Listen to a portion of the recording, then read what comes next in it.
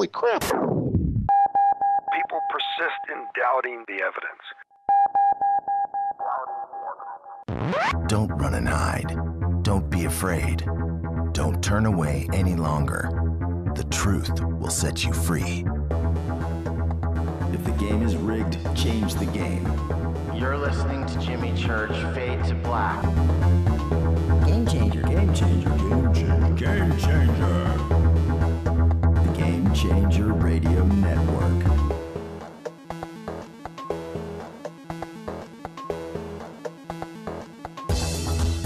We're turning all of our antennas towards syndication. And now, your host, the captain of conspiracy, the prince of paranormal. This ain't your daddy's radio network show. This is Jimmy Church, Fade to Black.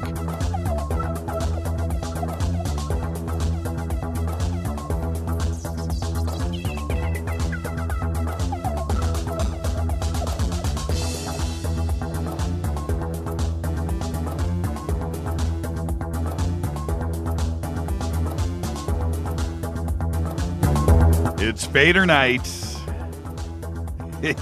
Yeah, how you doing? Fade to Black. Bespoke radio for the masses. Today is Wednesday, March 11th, 70 days into the new year, 295 days left.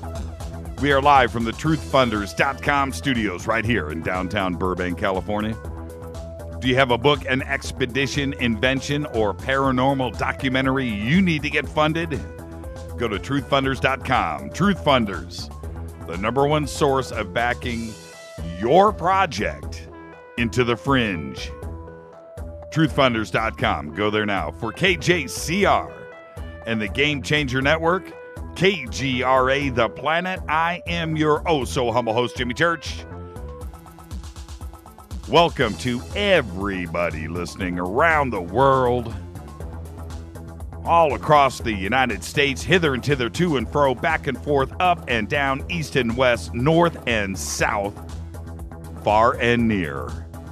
This is Fade to Black. Tonight is FADERNIGHT. Open lines at the bottom of the hour. Don't call in now. It ain't going to help. Bottom of the hour. 323-825-5045 is the call-in line. You can also Skype in Fade to Black 14. That's Fade to Black and the number 14. Big proud salute to the men and women in uniform all around the world fighting the good fight for us.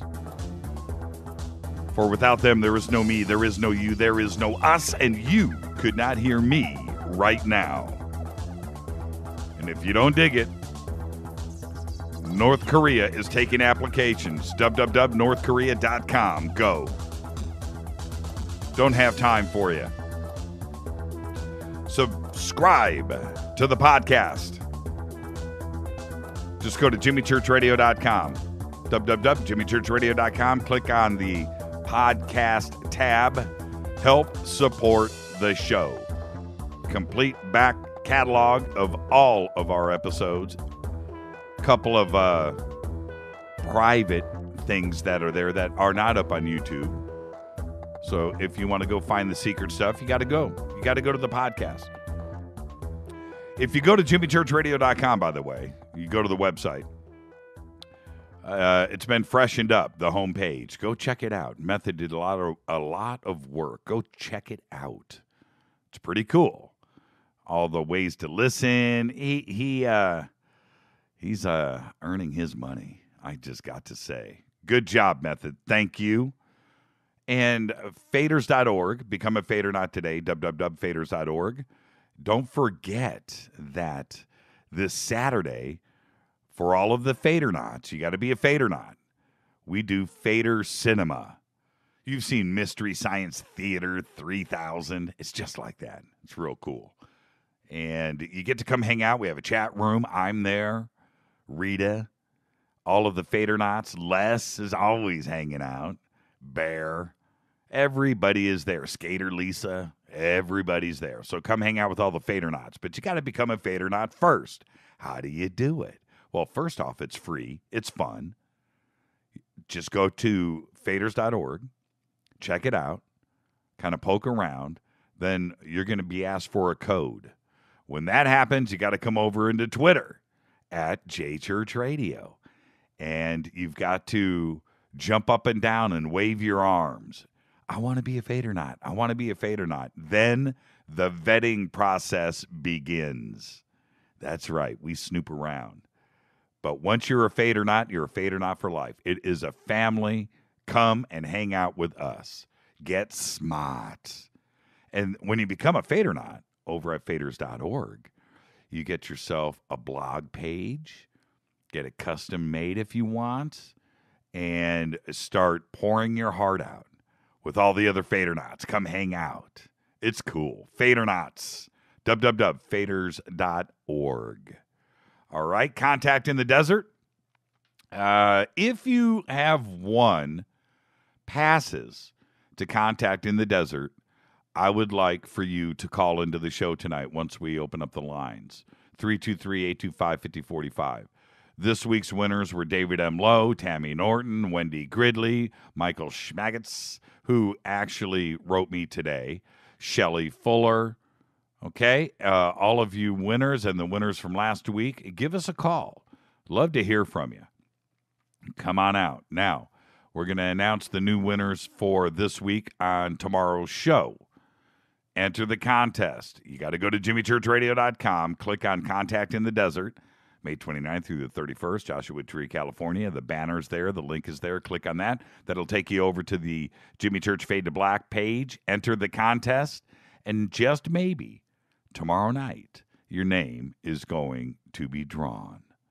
All right? This week, KGRA and Fade to Black started our quest to take over the world. I am so happy to be part of all of us here at Fade to Black are so proud to be part of the KGRA family. And now we have so many different ways to listen to the show. Spreaker, TalkStream Live, TuneIn, KGRA, Live 365. We have the podcast. We have YouTube. Soon, we're still working on the approvals with iHeartRadio, but that'll be happening here soon. And we're trying to cover all of the bases. And what's really cool about KGRA is they have all of the other streaming methods in subcategories, 48K, 96, 128. They've got a cell phone 48K. So whatever is your listening flavor of choice, we've got everything for you. It's all free. It's all live. It's all right. With that, let's get this show cracking. It is Fader Nights. Tomorrow night, Thursday, Michael Tellinger will be with us. And again, we will be announcing the next round of Contact in the Desert winners tomorrow night. And that's it. Let's get the show cracking. Today, drummer Vinnie Paul is 51 years old. Co-founded with his brother Dimebag Darrell, he co-founded Pantera and Damage Plan. I'm not even too sure which was the better band, if you want to know the truth. I got to go there, even though Damage Plan only had the one album. I'm just saying, that's right. Vinnie Paul, today 51 years old. He is currently a member of the supergroup Hell Yeah. Have you seen those videos, by the way? Man. Anyway, Vinnie Paul, today 51 years old. Our dead guy's birthday today is Doug Adams. Douglas Adams. 1952 to 2001, died at the age of 49. Who is Doug Adams? You know Doug Adams.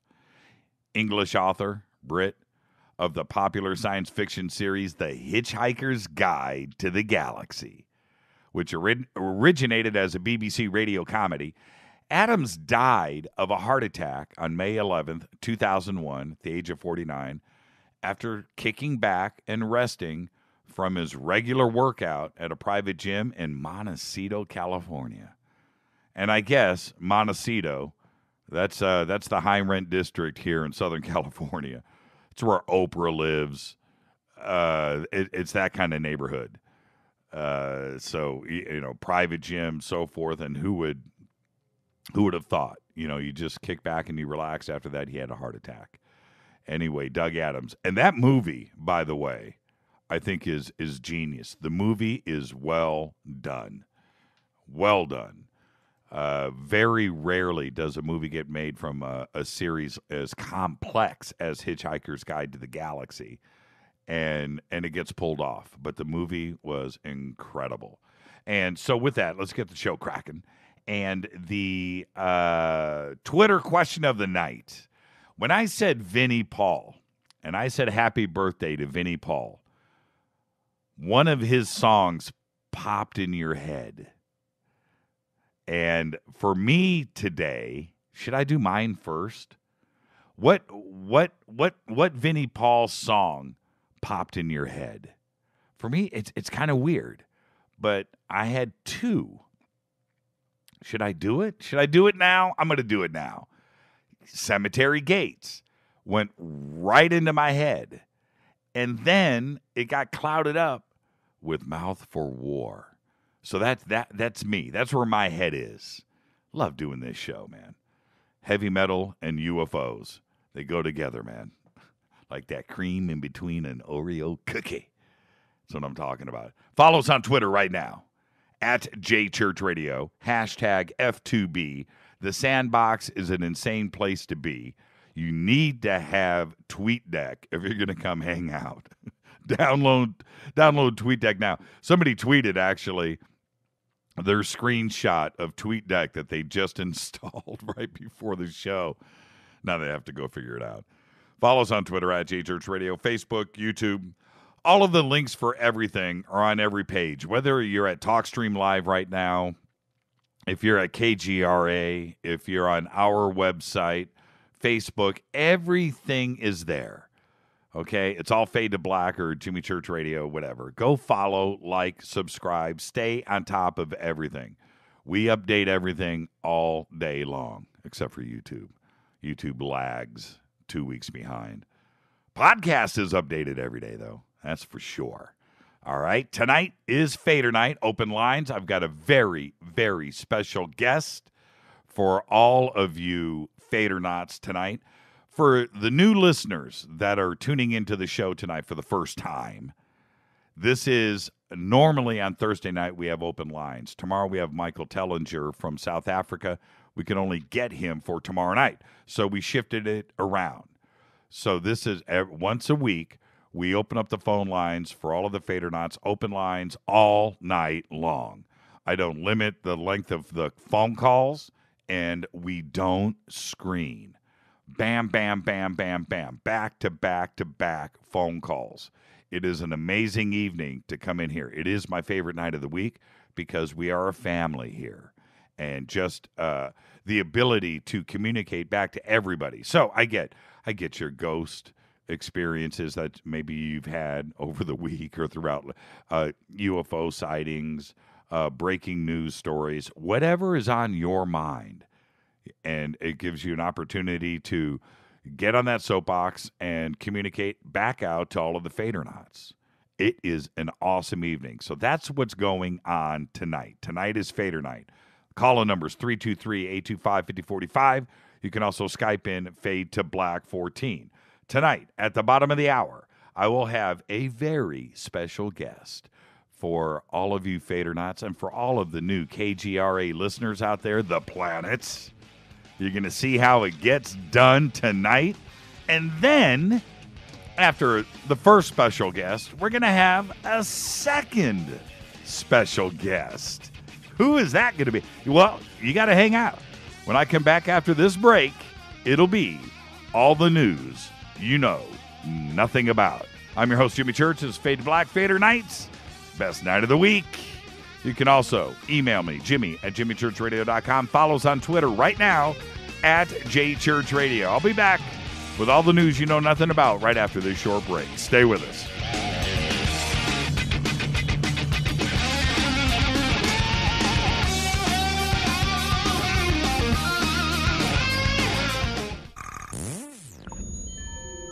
You're listening to Jimmy Church, Fade to Black. Fade to Black will now pause for alien identification. The station that talks the net. KGRA Radio. What's up, revolutionaries? It's me, Jimmy Church. Do you have an IRS or state tax issue? Well, I did, and I called national tax experts. My problems were fixed, done, fini, and man, I gotta tell you, it was a relief. National Tax Experts are a recognized tax office that services clients in all 50 states. Doesn't matter where you live. Give them a call. I'm telling you, they take the time to understand each and every client's individual financial status as well as their financial goals. And that's exactly what you need, my brother, when you're taking on the evil 3-letter. So, seriously, give them a call today at 1-877-909-5444. Again, 1-877-909-5444. Or go check out their website, www.nattaxexperts.com. That's NATTAXEXPERTS.com. Tell them Jimmy sent you. This is KJCR at JimmyChurchRadio.com.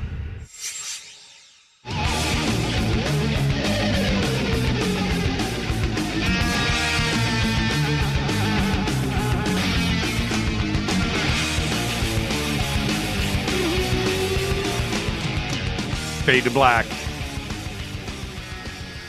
Hey, whoa. Go change the TalkStream Live hashtag. It says Peter Lavenda from last night. Just got a text about that. This is Fade to Black. It's FADERNIGHT. Open lines all night long. Very special guest here at the bottom of the hour. Come in. We'll be taking your calls. And then we'll have another. It's a whole cavalcade of stars tonight on Fade to Black. Man, I would love to be one of those overnight FM DJs, man, just rolling classic rock. Oh, man, that would be the gig. You get to do that voice. This is Fade to Black. Taking your calls all night. It is open lines, 323-825-5245. They're not open yet. We'll open them up at the bottom of the hour when I bring in the special guest. It's a surprise. Everybody's wondering. No, man, that takes the shock value out. So let's do it. Let's get to the news that you know nothing about. The FTC has charged DirecTV with fraud, claiming that it misled customers with its popular 12-month discount package. The satellite company advertises a 12-month plan for as little as $19.95, but fails to make it clear that a 2-year contract is required. According to the Federal Trade Commission, that means customers are getting stuck with a longer contract than they want. The package price jumps the second year by between $25 and $45 per month. Customers that try to cancel get hit with a $480 charge. The company also failed to make clear that customers must proactively cancel the free premium channels like HBO and Showtime that they get during the first 3 months of the package. If they don't, they get charged for that automatically. With more than 20 million subscribers, DirecTV is the largest satellite television provider in the country, and a large portion of those customers are getting screwed. The complaint was filed in federal court. The FTC is asking that the judge to stop the company from the allegedly illegal conduct and is seeking money that would be used to refund customers. Think about that. You got hit with that $480 whack, you're going to get a check in the mail. Unbelievable. It's always felt wrong. It's always felt wrong. I was a DTV subscriber for years. I got sucked in. The Justice Department's newest electronic dragnet, a plane-mounted dirt box that can slurp thousands of cellular phone IDs from the air, was originally developed by the CIA to hunt terrorists in the Middle East. Now, the Wall Street Journal reports, however, that it's being used domestically to track American citizens. According to the new Wall Street Journal report, the U.S. Marshals Service, with the assistance from both the CIA and Boeing, developed these Cessna-mounted devices. They are electronic sniffers that mimic cellular phone tower signals to incite any cellular telephone within range to broadcast its identifying registration information. It's essentially an aerial man-in-the-middle attack, and one that has cost U.S. taxpayers more than $100 million to create. That's right. With this information, U.S. Marshals can effectively locate, identify, and lock onto specific cell phones. Out of a sample population of thousands or even tens of thousands of devices to within the accuracy of 3 yards. What's more, once the suspect phone is found, marshals can then listen in on any calls originating from it. According to the Wall Street Journal, these devices have been in operation since 2007. Creepy. Country music artist Casey Musgraves believes in E.T. She says she's had her own UFO sightings. 2012, Musgraves announced on Twitter that she's had 2 UFO sightings. The first tweet said, "Any of y'all ever seen a UFO? I have, twice. Hashtag straight up." Another tweet said, "I've had a couple of UFO sightings myself. No joke. Both were incredible." She went on to describe the sightings. She said, "I've seen UFOs. One was in Mexico, and I was with several other people. I was on a beach after my friend's wedding after midnight, and it was the craziest movement of light in the sky. All of us watched it for like 20 minutes. It changed shape. It flew across the sky. It did wacky stuff that nothing normal would ever do. I was completely sober. I swear to God." That's what she said. She continued, 4 days later, I was in Nashville on a porch at night. And out of the corner of my eye, I looked over, and in the sky hovering over the neighborhood were two giant balls of light just floating along. At first, I thought it was a helicopter, but it was being controlled. It was crazy. She also says she apparently saw tiny dot UFOs over Los Angeles in 2014 that formed triangle patterns. The Russian Foreign Ministry has no information on nuclear weapons deployment in Crimea, but maintains the country has the right to do so if they want. I'm quoting here. "I don't know if there are any nuclear weapons there at the moment, and I'm not aware of any such plans. But in principle, Russia can do this." The head of the ministry's Department for Nuclear Nonproliferation and Weapons Control, Mikhail Yulinov, said at a press conference today in Moscow. He went on to say, "Naturally, Russia has the right to put nuclear weapons in any region on its territory if it deems necessary. We hold that we have such a right, though Kiev has a different opinion on this matter," end quote. Now, he's the head of nuclear weapons control, and he's saying he doesn't know if there are, which means there is. Estimates of a chance of a magnitude 8.0 earthquake or greater hitting California in the next 3 decades has been raised from 4.7% to 7%. That's like 1 in 10, isn't it? Isn't it? Isn't that what that kind of means, 7%? Scientists said the reason for the increased estimate was because of the growing understanding that earthquakes aren't limited to separate faults, but can start on one fault and jump to others. The result would be multiple faults rupturing in simultaneous megaquake. That's right. Stated another way, the chance of an 8.0 or greater quake in California can be expected once every 494 years. The old forecast was 1 in 617. Ouch, and we live here. It's been a while. It's been a while since 1994. It has. It seemed like we were having them every couple of weeks there for a while. A couple times a year for sure. We haven't had anything in a long time. Except, you guys remember last year when I was on the air, we had that quake? That was pretty freaky. I maintained composure, though. Utah, the only state in the past 40 years to carry out a death sentence by firing squad, is poised to bring it back Old West style. That's right. The Republican-controlled state legislature gave final approval to the proposal yesterday, with lawmakers billing it as a backup plan as states struggle to find execution drugs amid a nationwide shortage. If the governor signs the measure, Utah would become the only state to allow executions by firing squad if there is a drug shortage. The bill's sponsor, Republican Representative Paul Ray of Clearfield, said, "It's just going to give us some more options." It's another reason not to move to Utah besides Salt Lake City. Oh, did I just say that? Ow. But it looks nice on Christmas when you drive through there. It's like a postcard. It's pretty nice. Nice Christmas lights. NASA today has conducted a landmark test of a booster for its Space Launch System, otherwise known as the SLS.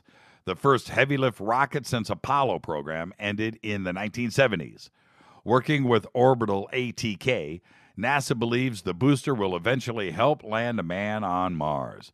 At 11:30 a.m. Eastern today, the 177-foot, 5-segment QM-1 rocket motor was fired on the ground while lying horizontally. According to reports today, I saw all of the pictures. I watched the video. It was insane. This thing is humongo.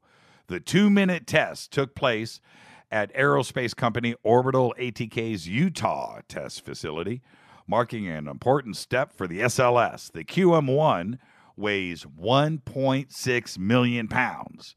Prior to today's test, it was predicted to burn 5.5 tons of solid fuel, producing 3.6 million pounds of thrust.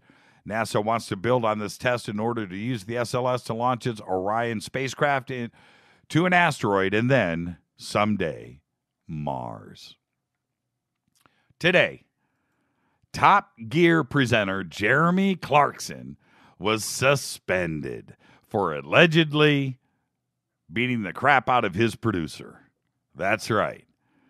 There are some reports that it was a near riot. The BBC said Clarkson, and I love that show, by the way, Top Gear. Love it. Not the American version, Clarkson's version. He is one of the corporations, the BBC's highest earners. And they said that he had a fracas with a BBC producer. And just in case you want to find out what fracas really means, look it up. Riot is right there. Jeremy Clarkson has been suspended pending an investigation, quoted BBC Today. No one else has been suspended. Top Gear will not be broadcast this Sunday. Nope. The BBC reported that the next 2 episodes and possibly the third and final show of the series will not be aired. Hundreds of millions of viewers watch this show worldwide every week. Then, fans of Clarkson expressed dismay at the decision. Just before the show tonight, I went and checked. More than 600,000 people have signed a petition seeking for his reinstatement. And lastly, I was at Costco today. Yes, I was.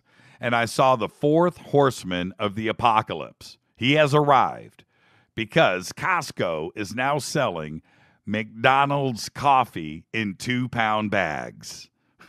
The end is nigh. And to follow that up, in Lithuania, you can now buy coffee bean cereal. That's right. They say that Sierra coffee bean cereal makes a great pick-me-up any time of the day. Sierra claims that they have health benefits, citing the antioxidants in coffee. And that's it. Oh, man. That's all the news that you know nothing about. This is Fade to Black, Fader Nights. 323-825-5045. Follow us on Twitter at JChurchRadio. Shoot me an email, Jimmy@jimmychurchradio.com. 323-825-5045. When we come back after this short break, got us right now a very special surprise guest just for you Fadernauts and all of the new ones over at KGRA, The Planet. I'm your host, Jimmy Church. I'll be back right after this.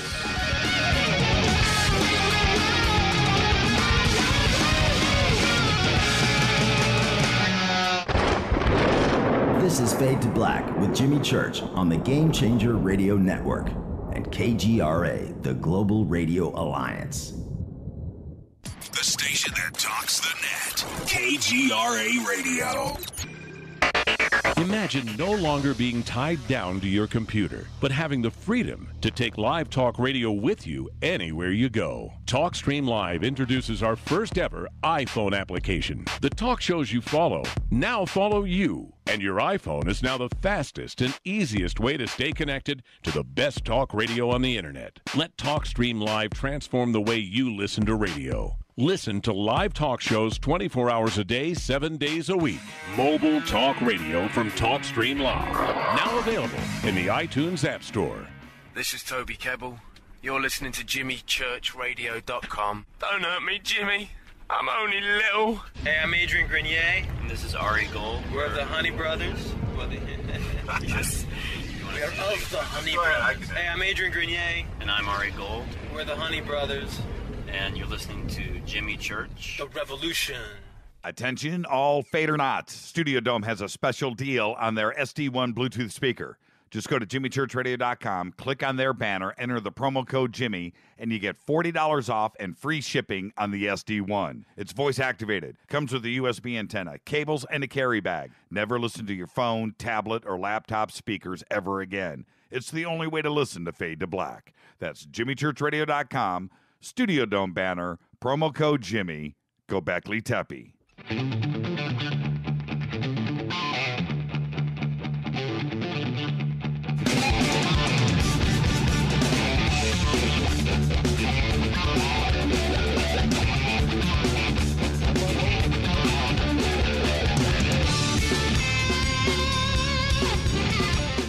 All right, everybody, welcome back. Fade to Black.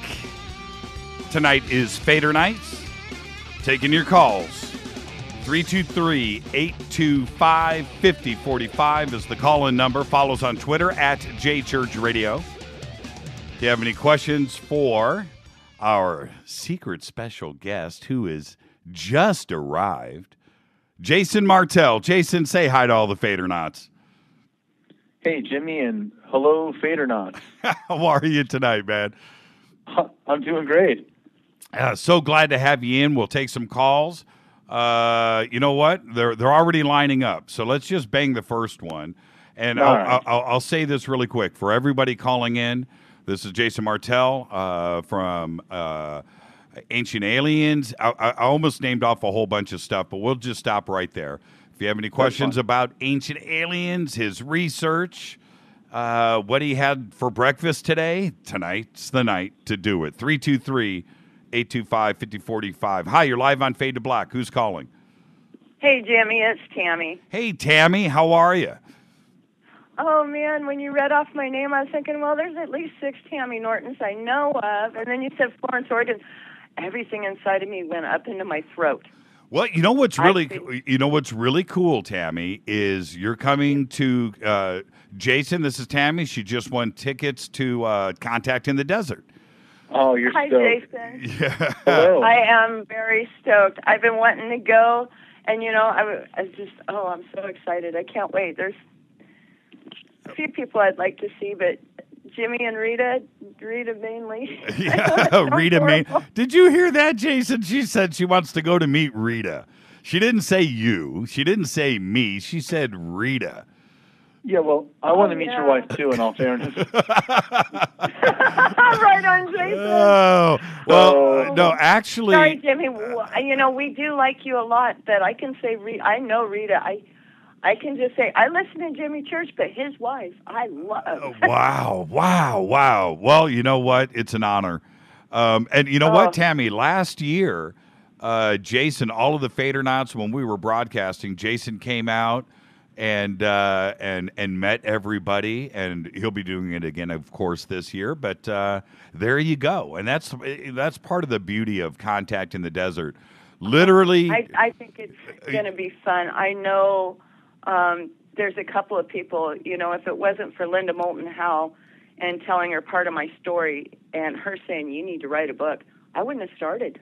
Well, you know, you get to walk around. Jason, tell her. You walk around there, Right. Well, and yeah, everybody it's that not you only the lectures. There's great speakers, but then there's also the extracurricular activities after the lectures where you get to mingle, and so there are a lot of fun activities. I know last year there were some UFO sightings and such using some night vision goggles. Yeah. So you never know what will happen.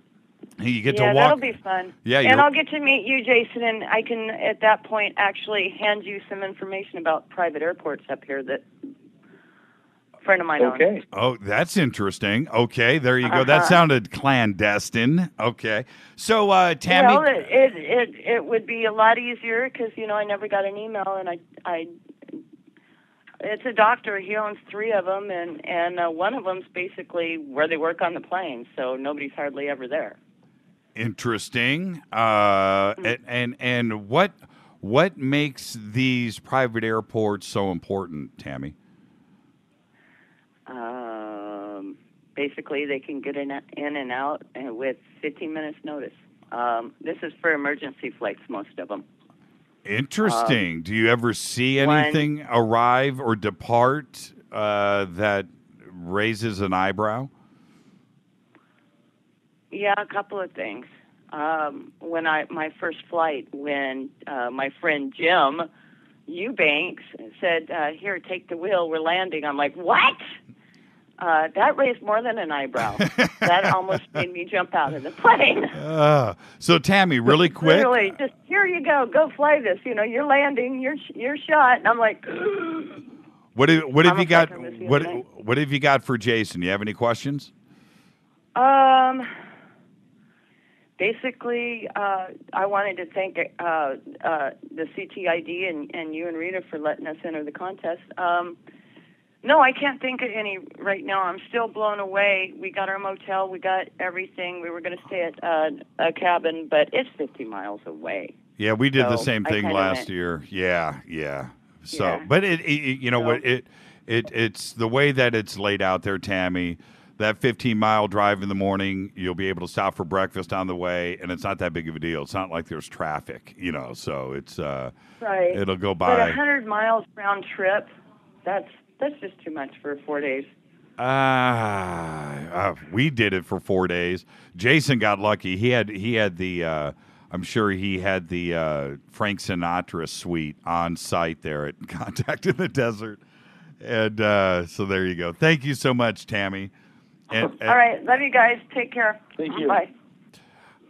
Jason. Oh, man. I didn't just do that. I hung up on Jason instead of Tammy. Oh, man. I didn't just do that. All right. Let's pull this up and get Jason back on the line. I apologize for that, Jason. And watch this. I got to do this in real time here. Real time. Boom. So what I was going to ask Jason as the phone is ringing, Jason, I hung up on both you and Tammy at the same time. That's okay. That's called mouseitis. I had John Anthony. Phone lines are open 323-825-5045. We only have a few minutes tonight with Jason before the break at the top of the hour. So right now, phone lines are open. Let's go, 323-825-5045. I had John Anthony West on the show this week. Mm-hmm. Yeah, and I mentioned to him your conversation with us about the Ark of the Covenant being used as a power source. And yes. And I very rarely hear Jaws pause. But he paused. He thought about that for a second.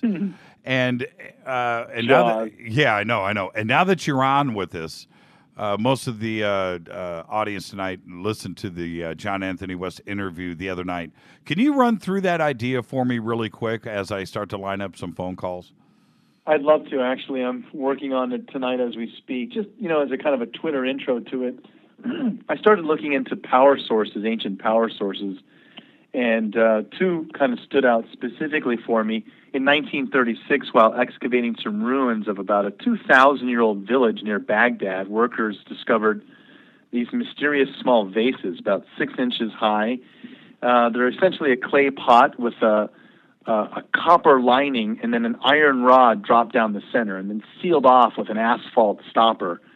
And if you apply any type of weak acidic acid, grape juice, vinegar, wine, you can actually generate a positive volt.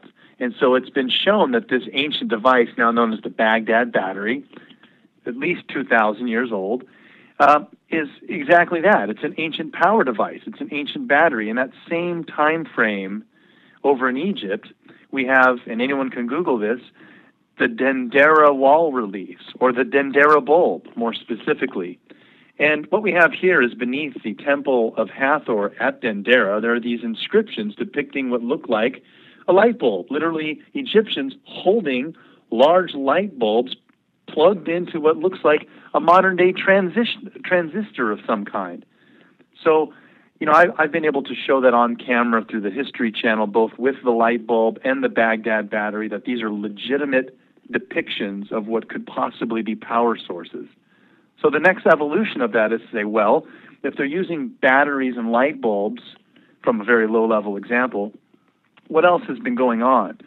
And it turns out that, yes, there is a larger connection with an ancient story that we have that comes out of the traditional, what we now know of the Exodus out of Egypt, where Moses took, you know, his people out of Egypt, and then eventually, you know, at the bottom of the mountain, took these 10 Commandments and placed them into the Ark of the Covenant. Now, most people are familiar with the Ark of the Covenant. It's been depicted in movies like Raiders of the Lost Ark, right? And it's always shown as this big golden box with a pole on each side and lightning bolts and all types of spiritual powers coming out of it. But historically speaking, there is a lot of evidence that shows the Ark actually originated in Egypt. And in correlation with the term Moses leaving Egypt, there's an actual pharaoh named Akhenaten who seems to carry a lot of the same weight and stories around Moses, and Moses could possibly be this lost pharaoh, Akhenaten. The kicker of this information, though, is that all over Egypt there are depictions of the Ark of the Covenant, a big golden box with a pole on each side and priests carrying it. And it's always been recognized as a large power device. And even more interesting is that the dimensions of the Ark of the Covenant specifically match. It fits right into the great sarcophagus in the Great Pyramid of Egypt. That what they call a sarcophagus, which is just a large granite box, a corner cut off with no lid, well, the Ark of the Covenant fits exactly in there, almost as if it was a large battery that was powering the Great Pyramid. So now we have a new twist on this story that this lost pharaoh, Akhenaten, left with his people and his battery. And that's why the pharaoh came after him, was to retrieve the ark, which was the power source for the Great Pyramid of Egypt. That actually makes a lot of sense. I never understood why when Moses split, I didn't think there was angst, and then the pharaoh, you know, came after him, and that actually makes a lot of sense. I never really looked at it from that angle. Well, there's a lot of supporting evidence now through historical documentation, where again we can start to look at some of the depictions throughout Egypt and other cultures that reference, for instance, actual a type of uniform the priests had to wear when they interacted with the ark, an actual set of 12 jewels that were laced onto their chest, somehow to shield them perhaps from radiation or electricity. We still don't know, but we know it's always depicted as a large energy device, bolts of lightning coming out of it, but also some type of communication gateway with a higher source, what have you, of God. So starting to look at it from the evidence that we have, we're starting to piece together a larger picture that shows the ark didn't just pop up and hold the 10 Commandments. It actually has a much longer history throughout Egypt as some type of large energy device. The Baghdad battery is obviously a battery. I think that everybody has accepted that fact. What they used it for, we don't know, but that is definitely a battery. What about the closure for this? The closure on it would be finding some type of wires. Have you been close to that, or have you found any evidence of that? Well, we see depictions in Dendera of these large light bulbs, and they literally have cords running into what looks like a transistor. And so in parallel with those types of depictions, Jimmy, all over Egypt, we see also depictions of what could be the Baghdad battery, but not 6 inches high. Some of these are 6 to 8 feet high. Now, I was able to generate 4 volts with a small Baghdad battery that's about 6 inches high. So imagine if you had one that's 6 to 8 feet high, filled again with some large acidic acid. Maybe you're able to generate hundreds of volts. I don't know. But all over Egypt, we do see depictions of, if you will, the Baghdad battery, but at a more accentuated size, at a much larger capacity. How many have been found so far? There's probably been about a dozen of the actual Baghdad batteries retrieved from the various small villages in the Baghdad region of Iraq. What do you think they were used for? Well, traditional archaeology says that they were used for electroplating jewelry, that you could change the electro properties of like gold and silver and what have you and just spray it over jewelry. But another theory is, too, that they were using it as an interesting way to draw attention to statues, where they would essentially hook up a Baghdad battery to a statue and create a static charge buildup so that you'd approach the statue, and if you touched it in any manner, you'd literally get a shock, and you'd be like, oh, the power of the gods. Right.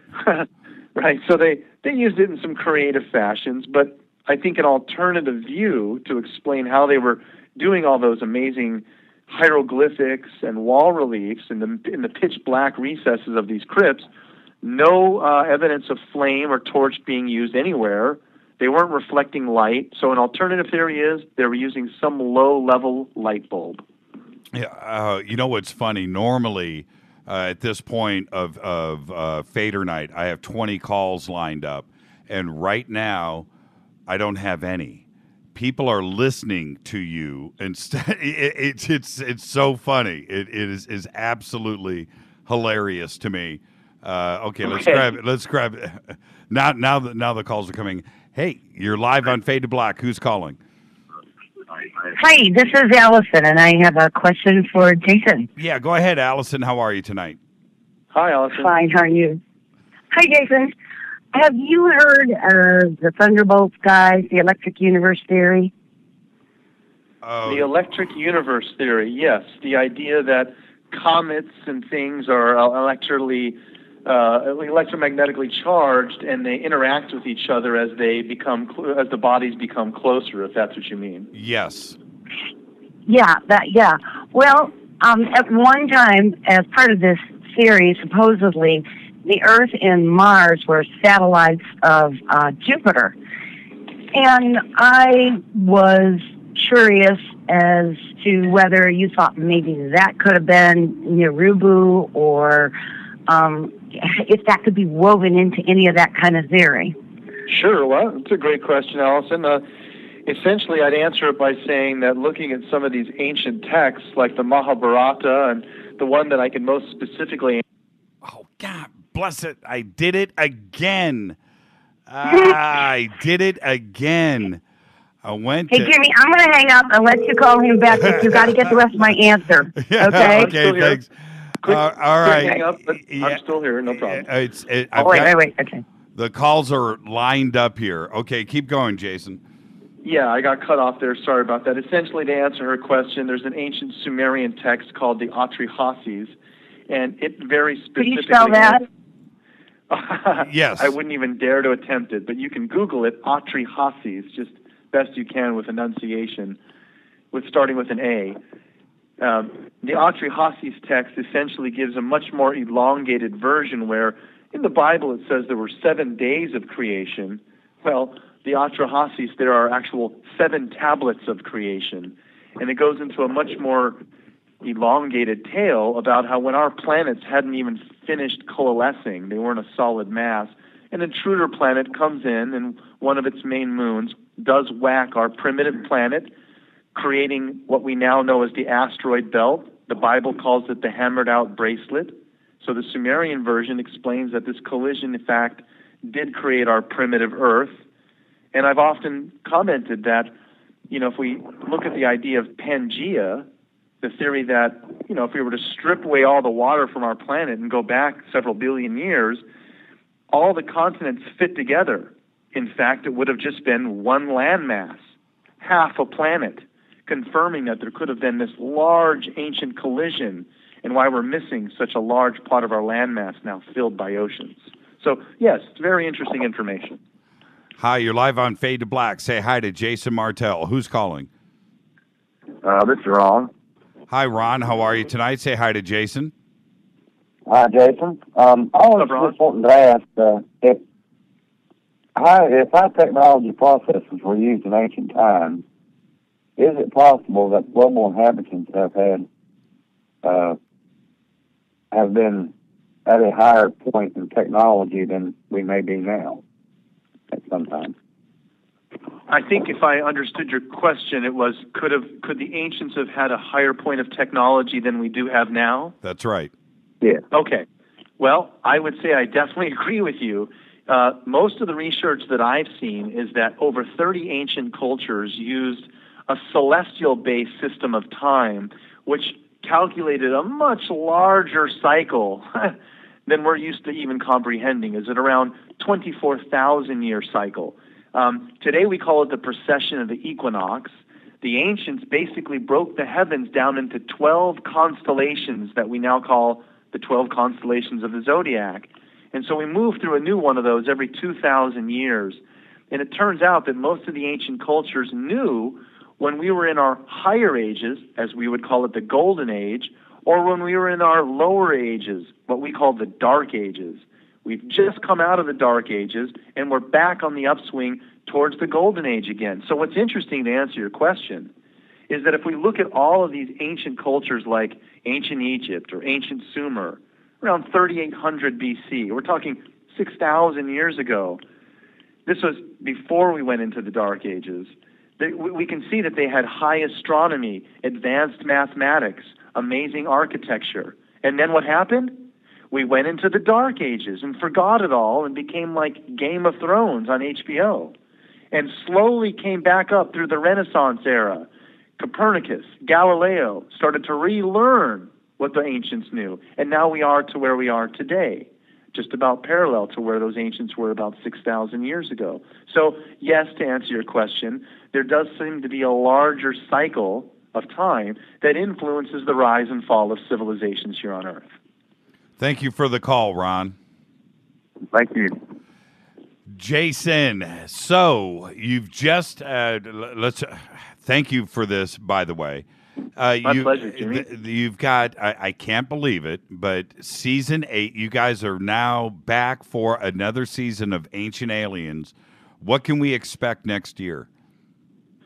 Well, we're going a little bit more intimate into some of the topics that are of high interest to the audience.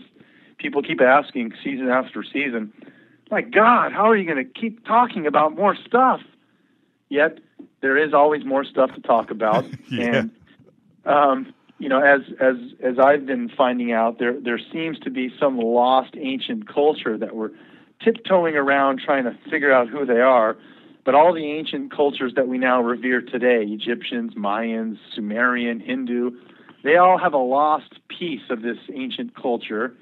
And the more and more we find ancient sites like Göbekli Tepe or Bata Valley in Indonesia, we keep pushing the clock further back. So I think in season 8, you can just expect to see hopefully new evidence, new locations, and just more confirmation of the idea that there's so many ancient sites around the world that have really just been off the radar of traditional and modern archaeology.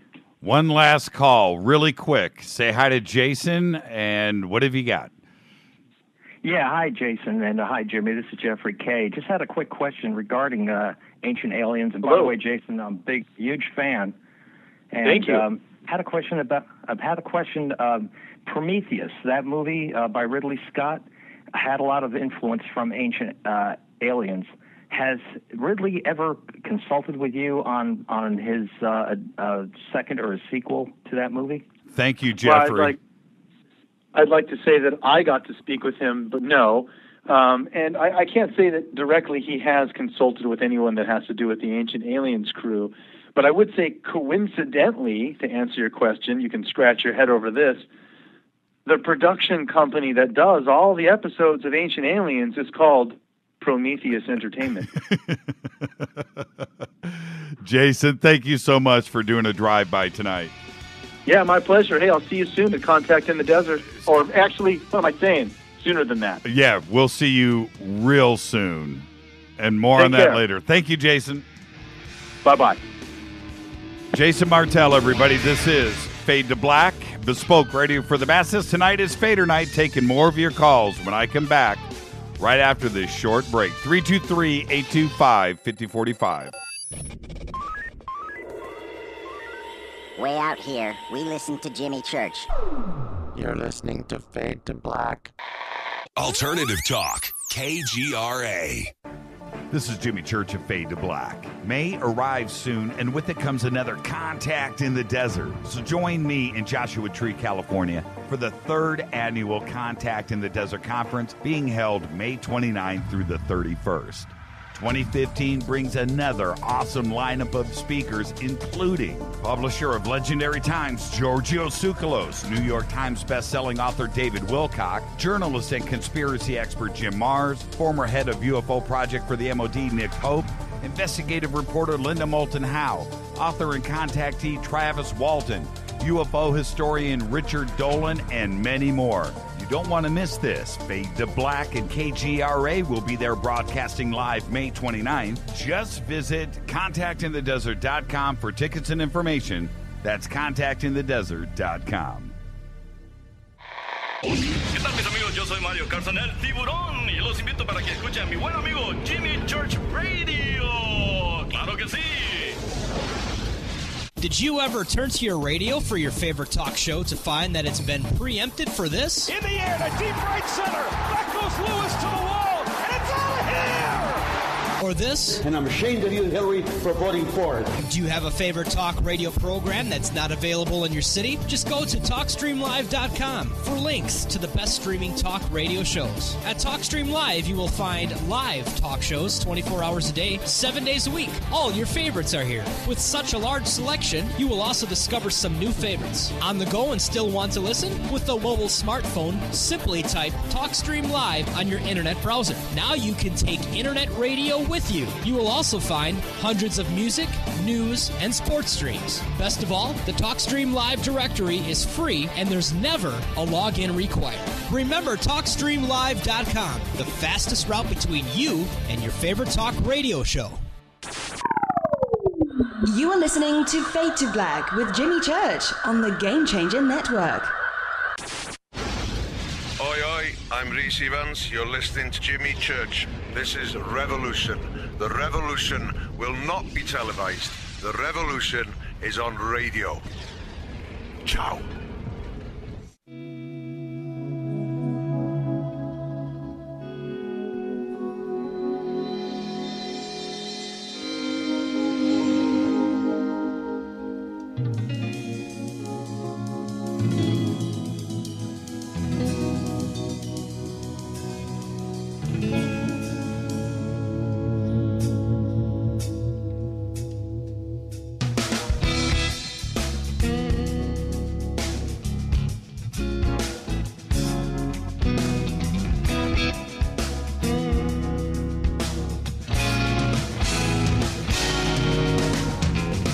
Welcome back, Fade to Black, Fader Night. I am your host, Jimmy Church. Welcome to everybody listening all around the world, all across the United States. This is Fade to Black, Fader Night. The call-in line is 323-825-5045. You can Skype in Fade to Black 14. Thank you, Jason Martell, for doing a quick drive-by. Contact in the Desert, go and enter jimmychurchradio.com. Click on the contest link. That's all you got to do. Tomorrow night, we will be announcing 5 more winners. All of the past winners, call in tonight. We would love to hear from you. 323-825-5045. For all of the new listeners, this is a call-in line tonight all night long. All right, I've got another special guest that will be coming in about 15 minutes. Phone lines are open, 323-825-5045. Now, let me set the stage for you for phone calls tonight. All right? I want to hear the strangest stories that are unsolved, the crazy stories that maybe we've all heard the story. Maybe we haven't. But I want to know what you think is nuts that is unsolved, because we all have our stories. All right? Now, I'm going to lay out a couple for you right now. You ready? Okay, here's one. In June 1947, okay, we got calls lined up. Okay, just caller, stay on hold. I'm going to read this story. Can I read a story? Sure. Okay. In June 1947, a ship traveling the Strait of Malacca began sending distress signals to several ships in the area. The message said, all officers, including the captain, are dead, lying in the chart room and bridge, possibly whole crew dead. Then there was a pause before the broadcast concluded with, I die. An American ship, the Silver Star, heard the message and went to investigate. Once aboard, they found the entire Aurang, that's the name of the ship, Aurang, to be dead, each with a frozen expression of extreme fear on their faces. Their arms were extended as if reaching for something. As the Silver Star began towing the Aurang back to port, the bottom decks of the ghost ship caught on fire. They cut it loose just in time before the whole thing exploded. To this day, nobody knows what happened to the SS Aurang Maiden, or if they do, they just don't want us to know about it. That is a crazy story. Hi, you're live on Fade to Black. Who's calling? This is Rick, last year's winner for Contact in the Desert. Hey, Rick, how are you? I saw your number, but I just associate you with the Great White North. You ever going to change your number? Maybe. I don't know. Because it's a cool number. Don't change it. Well, I've had it for, 12 years. Yeah, I've had the same cell phone number for probably about that long, too. It's been a long time. I don't know if I could ever change it. Yeah, I'm with you on that. So it's the one I know. So why change it? So are you coming to Contact in the Desert? With the new job, I might not be able to. Oh, I might not be able to. Yeah, dude. Because I'll be fresh out of training and all that. And yeah, it's kind of like, well, now that I got the job, I got the training. I'll see you guys in a week. Yeah, right. Yeah, it's like, I needed a break from all that intensive work there. So, yeah, it's still kind of up in the air. And, I pretty much told Les to assume that I'm not, because he was talking about, renting a party house. Yeah. He sent me links to it the other day. I haven't responded back. Sorry about that, Les. I did get it though. I got your text and your links. But anyway, it's an awesome house. Yeah, it looks pretty cool. Not that expensive. Man, I was thinking, that sounds like something I might, but we have, we've got free digs, so we're going to take advantage of that. And last year we did the 19-mile drive, and so this year we're looking forward to not doing that. So there you go. Well, and also the cool thing you guys didn't have to deal with that Walter and I had to deal with was a snake in our room. That was pretty awesome. That's right. I forgot about that. Well, don't say yeah, the name filled of up the... right next to my motorcycle boots. Yeah, well, the thing is you should have been able to get free rooms this year, I would have thought. Take pictures of the snake and go talk to the management. So No, anyway, I think they would have just said, dude, get over it. It's the desert. Right. Man up. But man up, go to bed. But we had such a good time last year with you there, and I just don't know if it's going to be the same thing. Well, I tell you, one thing I learned, that anybody who is going this year, regardless if they're a winner or if they're just buying their tickets and going, fluids. Yeah. I had heat exhaustion, and remember when you asked me, you're like, "Hey, Rick, can you grab this video camera for me?" And I'm like, dude, my hands are really shaky. It would look like, it would look like combat footage if I was holding the camera. Absolutely. And that's because I was, starting to go into heat exhaustion. Well, we're gonna miss you this year, brother. You know what? If you need me to call your new boss, or maybe do some co-promotions, or maybe we can put a banner up for the new company on our website. Tell them people. If I can help you pull that off, man, let me know. I'll do what I can. You guys helped me in the past. I don't want to abuse that. But one thing, part of the reason why I was calling, besides saying hi, is my dad did some interesting research on Janet Airlines coming out of McCarran Airport. Oh, that takes all the people in Area 51. Yes. Well, anybody wants to look this up, you can pull it up. It's in aviation records. And actually, there is a favor I would like to ask you. What's that? What he's found, he's grabbed all the tail numbers. He's researched them. Yep. Not a single one of those planes shows that it's owned by the government, for one. And two, that it's housed at McCarran or in any location inside Nevada. One of them, for example, shows that it's privately owned by an ex-military guy in Utah. And none of them match up. None of them are showing that they're housed in Nevada at all. Wow. And none of them are showing that they're military. You know what I used to do? But they are all Janet airplanes, and it's the correct tail number. Yeah. One of the things that I used to do, I haven't done it in a while, but the private airport over here, Van Nuys Airport, I would go and you could see all the private jets lined up. It's a private airport. And I would look up all of the tail numbers, and I would see who owned what plane. And some of it was pretty interesting. And then you could plug in that tail number. There's a couple of programs, and you could plug in that tail number into those programs, and you could see where their latest flights around the country and where they were, and if you would see one start to take off, you could plug it in and you could follow it across the country. Pretty interesting. I didn't realize that all of that information was so public, but it is. Oh yeah. Well, the one that's owned by some guy and supposedly housed in Utah isn't even active. It's supposedly a deactivated plane sitting in mothballs somewhere in Utah. Send me the tail numbers, man. Send me the tail numbers. Send them.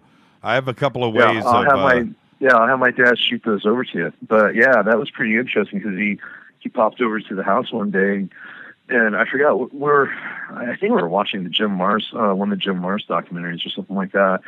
And I turned to him, he goes, "Hey, I've been looking at the Janet Airlines." And I'm like, "Really? What have you found?" He goes, "Oh, it's interesting." And he laid it all out for me. But yeah, it's none of them match up. None of them matches up. So what I was wondering is it like a legal requirement for them to have accurate information about aircraft being housed at a certain location? Yeah, that's interesting. That's worth looking into. I will do it. Yeah, because I know your uncle, Bill. Yeah, if you want to know anything about that type of stuff, he's the guy to go to. Yeah, tail numbers and all that. I've got my sources. Thank you, Rick. Man, you have a great night. Give my best to the family. Cool, man. You too. Take it easy. Rick from Vegas. Hi, you're live on Fade to Black. Who's calling? This is Bear. Hey, Bear. How are you tonight, my brother? Bright ray of sunshine. All right. And hey, though, the mystery is the disappearing 411 calls in the forest. Oh, yeah. Good call, Bear. Yes. Yes. Okay, go ahead. Tell us what you know. I don't know much, but I find it pretty interesting that, so many people have disappeared in such remote places and found in such interesting environments. Well, government-owned land, for one. Parkland, park forest land, government land. Yeah. And you wonder if it has something to do with the government. Exactly. Who knows? Yeah, exactly. Good call. Good call on that one. Yeah. Yep. Once somebody brings this up, then we always bring up David Paulides and getting him on the show. Stirring the pot on that one. Maybe we need to reach out and see what he's doing. And last time we talked to him, he was tied up for a month, and that was a few weeks ago. So maybe we can get him on the show to talk about that. Good call, Bear. Yeah.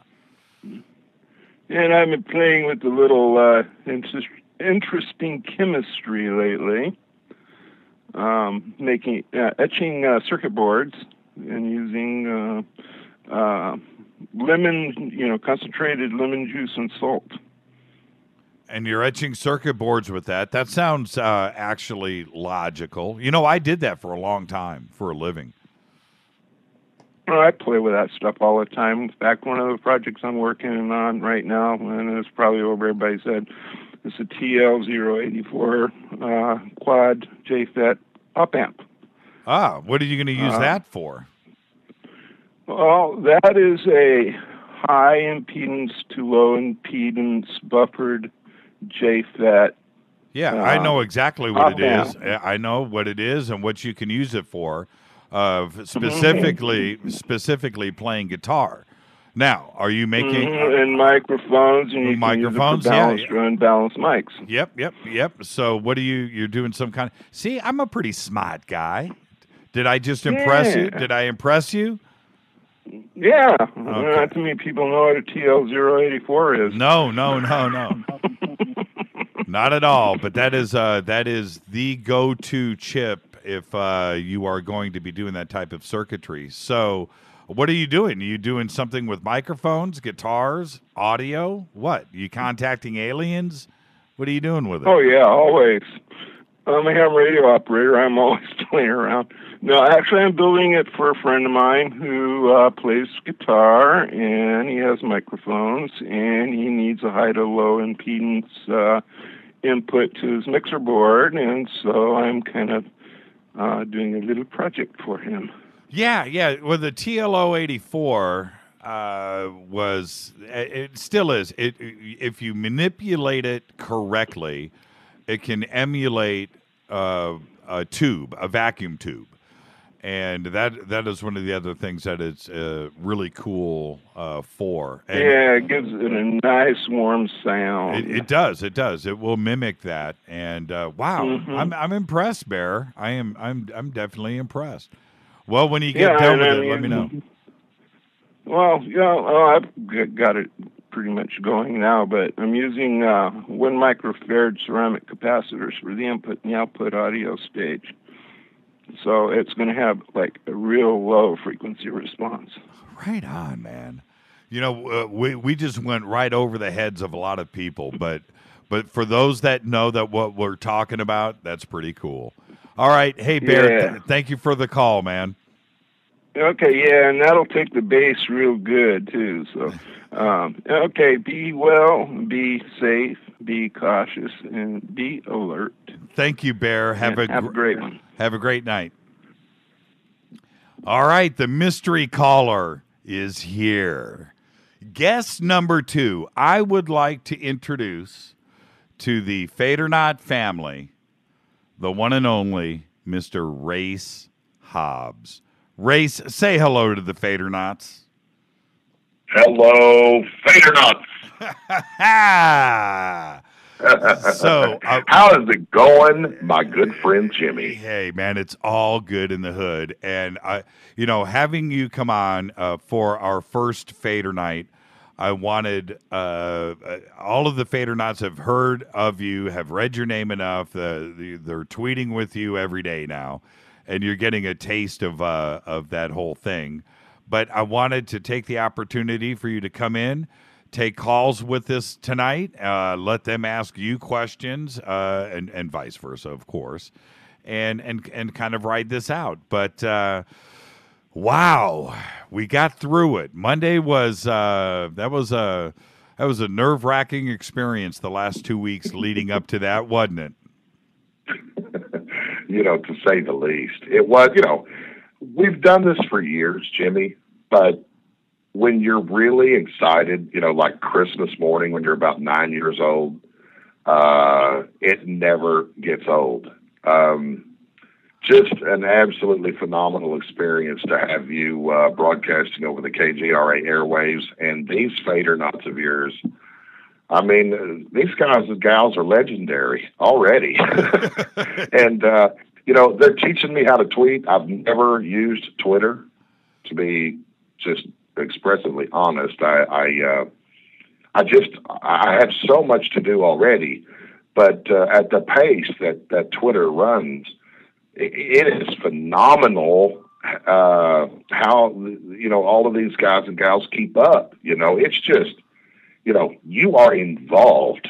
You are you are in the show. Okay, it's a digital version of the the data stream. You're up there talking over the airwaves, and they're up there talking in the Twitter world, and it's just amazing. And how awesome they are, and dedicated. It's a real testament to the amazing phenomena that is Fade to Black, Jimmy Church. Thank you so much. And what and I do mean that. And what's funny is it's not so. Yes, Twitter's a big part of it, but you have your chat room over at KGRA. That's another part of it.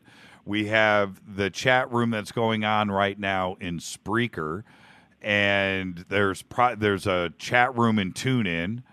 I know that is fired up right now. So there's all of this is going on at the same time, and it's crazy to watch all of this happen in real time. And they've accepted and they understand that this is an interactive show. When you hear other hosts, Race, and without naming names, but when you hear, some pretty big hosts too out there on terrestrial radio, as I listen to talk radio all day long here in LA. And I listen to them talk. Oh, well, yeah, we're interactive. Join us on Twitter, and we've got our chat room. And they don't ever mention it throughout the entire broadcast. I don't know if they're actually hanging out and reading and responding and typing and doing all of that. I don't think it's genuine. Here, they know it's genuine. They get it. They know that I'm sitting here reading and typing and texting and tweeting and asking their questions that they are sending to me in real time to the guests. They realize. I've even had email, Race. I've had email from people that say, "Hey, man, you pay too much attention to Twitter." Wait a minute. Isn't that the point? It's crazy to me.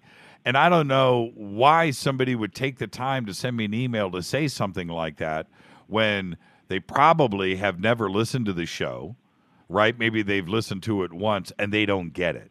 You know what I mean? They just don't get it. The Fadernauts do. They totally embrace technology and the interactiveness, the real, true interactiveness of this show.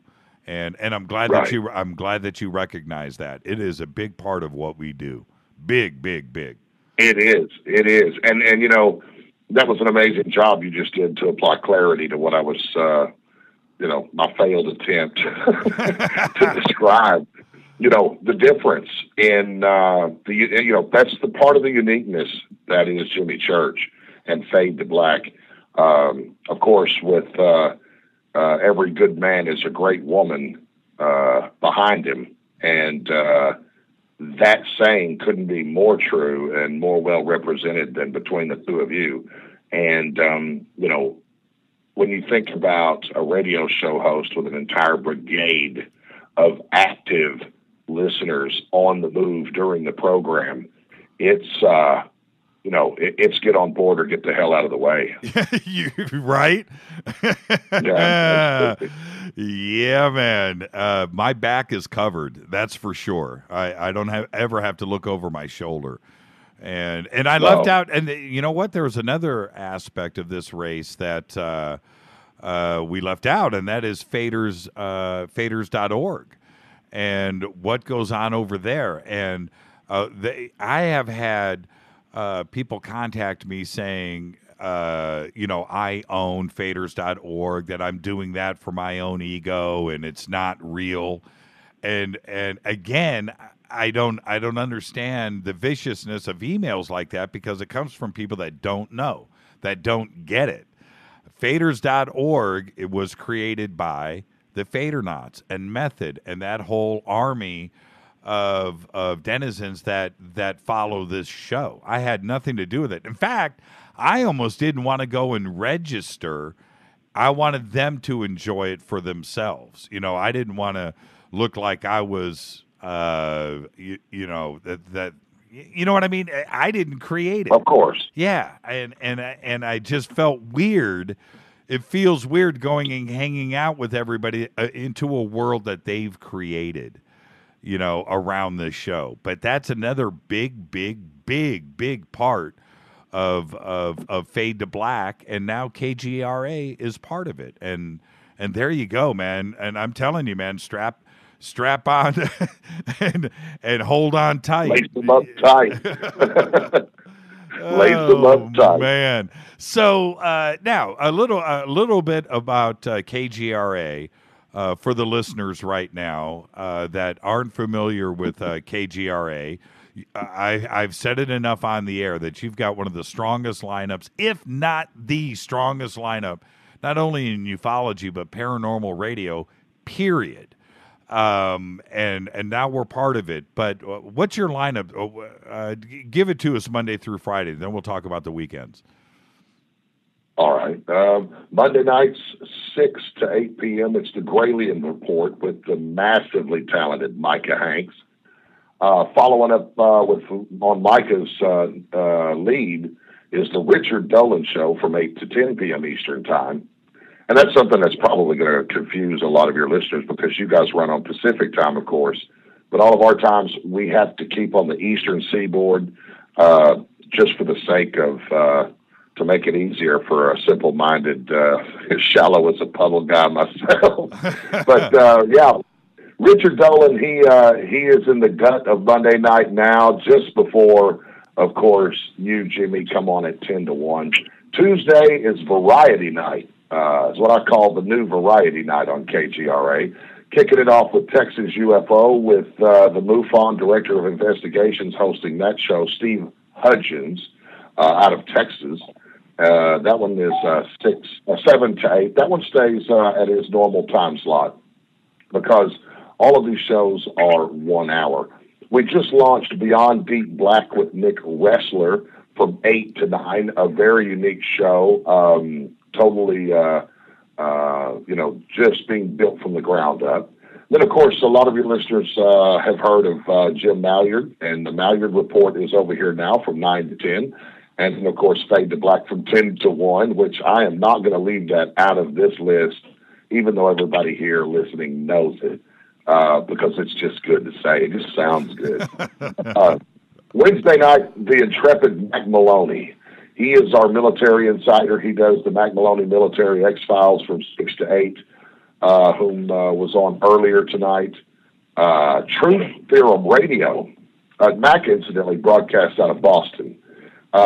Truth Theorem Radio, earlier you were talking about Salt Lake City, Utah. Well, these guys are right there in the suburbs of Salt Lake City.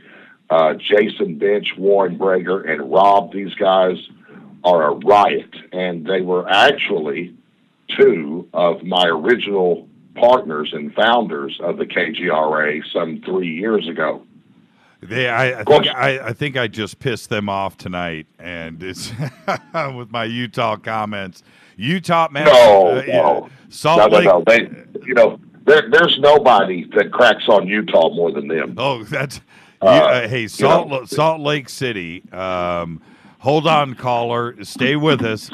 Stay with us. I've got somebody on hold. Have you been to Salt Lake City, Race?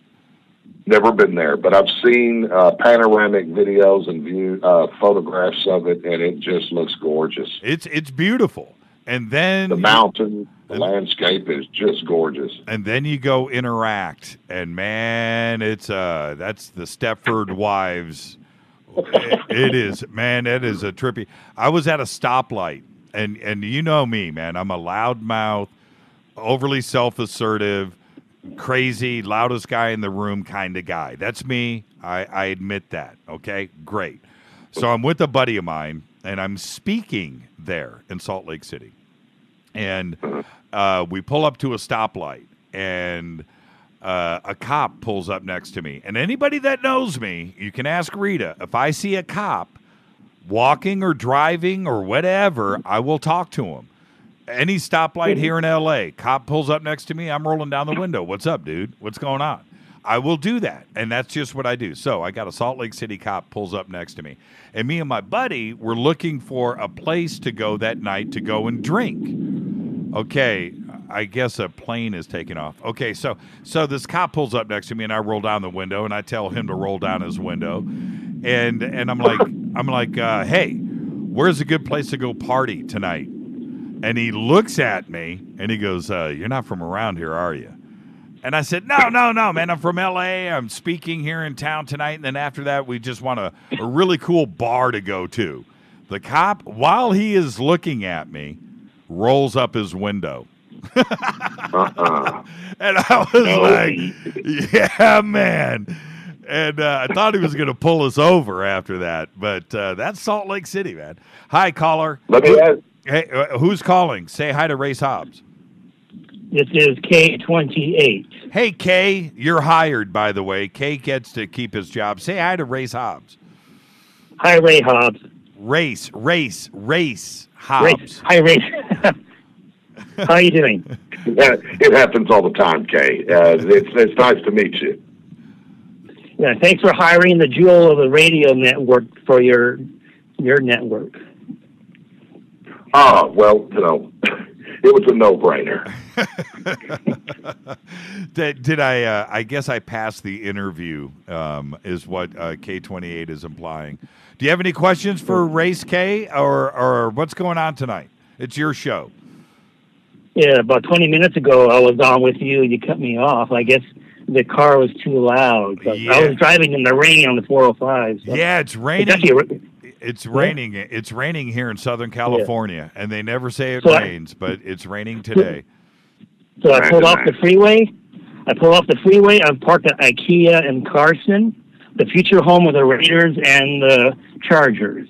Yeah, they're going to build a stadium. Hey, Race, did you hear about this? I did, yeah. We'll see if it actually, they've started here in Southern California in the last, going back to Irwindale. So let's go back 20 years. They've technically started building 3 or 4 stadiums here in the last 20 years, and nothing has happened. Nothing. Never dug a shovel. No. So until I get tickets, until I'm there, buying my hot dogs and beer, they don't exist. These are ghost stadiums. Until you're throwing somebody out of your seat. Yeah. Irwindale, Al Davis, and they got that big thing going on out there for the Raiders, and they bought this gravel pit that they were going to put, literally a gravel pit next to a Budweiser out there. And then that turned out to be some money grab. Then I even have video of me about 10 years ago going out to this new site, and I'm looking at bulldozers, and I'm talking to a park ranger, and he's going, yeah, the stadium's over here, the hotels are over here, the shopping mall's going to be over here. Well, that never happened. And then we have this site in downtown L.A. next to Staples Center, right, next to the convention center downtown. That was going to be built, and they were going to clear out and knock down half of the convention center. Now the latest is down by IKEA in Carson, and the Chargers and the Rams are going to play in the same stadium. That's the latest. Hold your breath. Yeah, don't forget the City of Industry had a site, too. Yeah, that's what I'm talking about, City of Industry, Yeah. Irwindale. Yeah, Irwindale. But Irwindale is a different one, and that's the one Al Davis wanted to get. Yeah. And that's on the north in the 605. Yeah, the City of Industry one is the one that I videotaped, and that's the 57 and the 60 junction. Yeah, right there. And if you go to my Facebook page, I've got 20 pictures of me. We literally broke into this place in my Jeep, and we rode up and got chased down by the park rangers. We thought we were going to get arrested, and then we told them, no, we're doing this and this, and he didn't arrest us. But we have film of all of that and video. If you go to I think that's on the Facebook. My Jimmy Church page. I don't know if it's on the fan page, but one of the two has got all of that. Yeah, that's City of Industry. So we'll see. Kay, anything else for race real quick before you got to get back into traffic? Well, you mentioned the story that's unsolved, and that's Oak Island. Oh yeah. I want to talk to Race about this. Yeah, Oak Island. That's one of my favorites. And we'll see. Season 3's kicking off, so we'll find out. That's good. Thank you so much, Kay. Be safe out there in the rain. They don't drive here in California when it's raining. Yeah, remember, we're all Homo sapien Nauticus. Thank you, Kay. Homo sapien Fader Nauticus. That sounds kind of Homo sapien Fader Nauticus. So, Race, I know you were listening to the show. He just brought up Oak Island. You've been doing this for a long time. Out of all of the crazy unsolved mysteries out there, when you hear us talk about something, what comes to mind for you? That's a good question, Jimmy. The biggest unsolved mystery for me is the UFO enigma, but when you're talking about something that has a dollar sign at the end of the rainbow, I think Oak Island has it. Here in Arkansas, there's a lot of cats that have been chasing DeSoto's cache that's supposed to have been stashed here of silver on one of the rivers here in northwest Arkansas, and that's quite a mystery in itself. But this Oak Island mystery, the television show itself has really enlightened me on a lot of the details that I didn't know. And I'm really rooting for these brothers. I'm really, really rooting for these guys to find it. And just so you know, give you a bit of insider info that I received just days ago regarding this mystery. I heard now that they brought in some new ground penetrating radar, some new gadget, some new version of these ground penetrating radar creations that have come forth in the last 15 years or so. And I heard from a well-trusted source that they have found a target not far from the money pit that seems, and this device finds gold, finds silver deep, very deep, and they have locked onto a target very close to the money pit, but not over the money pit. So that might be something that all the fans of the show will be ready to see when the new season drops. And But yeah, I'm extremely interested in what's going to happen there, and I'm really, really rooting for the brothers to hit the mother lode and to solve this mystery once and for all. Well, one of the things about Oak Island for us is it's modern. It's right now. This isn't 400 years ago. Something that is rumor. No. Oak Island exists. It's there. You can walk on it. You can drive to it. It's tangible. It's real. It's modern. And that's what's really, really, really, really cool about it. When I first heard about Oak Island, it seemed like it was too good to be true. I've talked about it enough on the show. I'm not going to go back and visit that. But I was like, wow, this place really exists. And this story is compelling. It's right here. Now, this is something that we can go and find, and I'm just glad for the series. If I had the cash, I would have bought that island, and probably 20 years ago, you and I, we probably could have got that for about zero down mortgage. We could have bought that whole island. Hey, we got Gene calling in. Gene Vito, say hi to Race Hobbs. How are you tonight? Hey, Gene? Race Hobbs. How you doing, brother? All right, Gene. I'm doing real good, thanks. How about yourself? I'm doing great tonight. I'm having a great Fader night here in the great city of Fort Smith, Arkansas, brother. So you guys You're are right up the street. Yeah, you guys are separated at birth, obviously. Yeah, that's right. Hey, nothing wrong with that. Man, yeah. I've been to Fort Smith. Now that's the Razorbacks, right? That's right. Yeah. I've actually been there. Maybe I want to say maybe 3 or 4 times. I've been to Fort Smith, and we drove up there from Memphis, and we had some friends that lived up there that had family there, and we visited family from Memphis driving up, and I spent a couple of weekends there, and I got to tell you.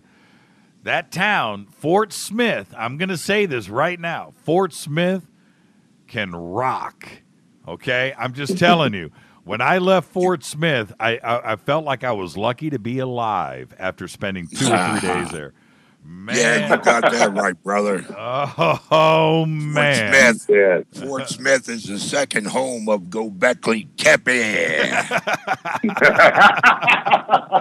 And I'll tell you what, everybody listen to Fader Night, I'm going to give you a special shout out. Let's get cracking. Right on. Thank you so much, Gene. All right, take care. God bless, and happy Fader Night. Thank you, Gene. Nice to meet you, Gene. Yeah, Gene. He's one. Can you tell he does VO work for us here? So there you go. when you got how awesome is that? I mean, it's a small world, isn't it? Yeah, totally. I didn't even know he was from Fort Smith until right now, and here, Gene. He's a FADERNIGHT from day one, and one day he called in, and I'm like, dude, you got to do some voiceover work for us. Man, I got to lock that stuff down, man. And so he did a couple of drops for us, and we're doing the new ones right now. We're going to have them ready here in a couple of days. But man, does he got pipes or what? He reminds me a lot of the Reverend Billy G. Oh yeah. He's talked, Well, and he's got that raspy, Southern twang to him. Who's the guy that does the Chevy Silverado commercials with the big white mustache? He did that movie, Thank You for Smoking. Oh, that actor. He's an actor, cowboy. Big, thick, white mustache that sticks out like... Sam Elliott? Yeah, Sam Elliott. He sounds like Sam Elliott. He sounds like Sam. He was also in a cult classic called The Big Lebowski. He's awesome. Oh man, he's the best. Love The Big Lebowski. Now wait, Race. I don't want this to get by me. You were saying that there's lost silver up there in Arkansas. What is this story? This sounds like a local story instead of like a national thing. What is it? Well, DeSoto, of course, was a Spanish explorer who crossed the Americas way back when. I don't want to go out on a on a limb and try to venture a correct date because I just don't know it. But the story goes that he and his team, when they came through what is now Arkansas, they came upon some trouble with natives, and they buried all of their silver and some gold in the Ozark National Forest in the Ozark Mountains, and there were clues left behind, of course, maps and the whole thing. And there's a lot in kin to this Oak Island mystery that goes right along with the DeSoto mystery, and and it really is a local sort of thing, and they're still looking for it up there to this day. I mean, there are places you can go up there, and it literally looks like a war zone, like mortars have just anybody with a shovel, right? Yeah. Oh, yeah. Absolutely. And a metal detector. There have been Spanish coins from the period and Spanish silver from the period located there and unearthed. Nothing in great volume that has been reported publicly. Not to say that it hasn't been found. I think there's some legality issues when you try to pull artifacts out of the National Forest, what is National Forest Range now. But yeah, it's another big mystery, but I don't think it was anything near the volume of what they're expecting at Oak Island, but not even close. But even after DeSoto, when you go on into the turn of the century and the 1800s from the Civil War on, really, Fort Smith and this whole region here has a lot of history because it's somewhat akin to Kansas City. Everyone always says all roads lead to Kansas City. Right. And back when, the West was uncharted territory before the gold rush, Fort Smith was the last stop before you went off into what was known as Indian Territory on maps of the period. And it's just, the marshals were here. And that's another thing that I just want to mention real quick that I'm very proud of for the town. The U.S. Marshals Service has been looking for a location to establish their museum. They have a rich history of the West and the Midwest, going way back. And they selected Fort Smith to build their museum here.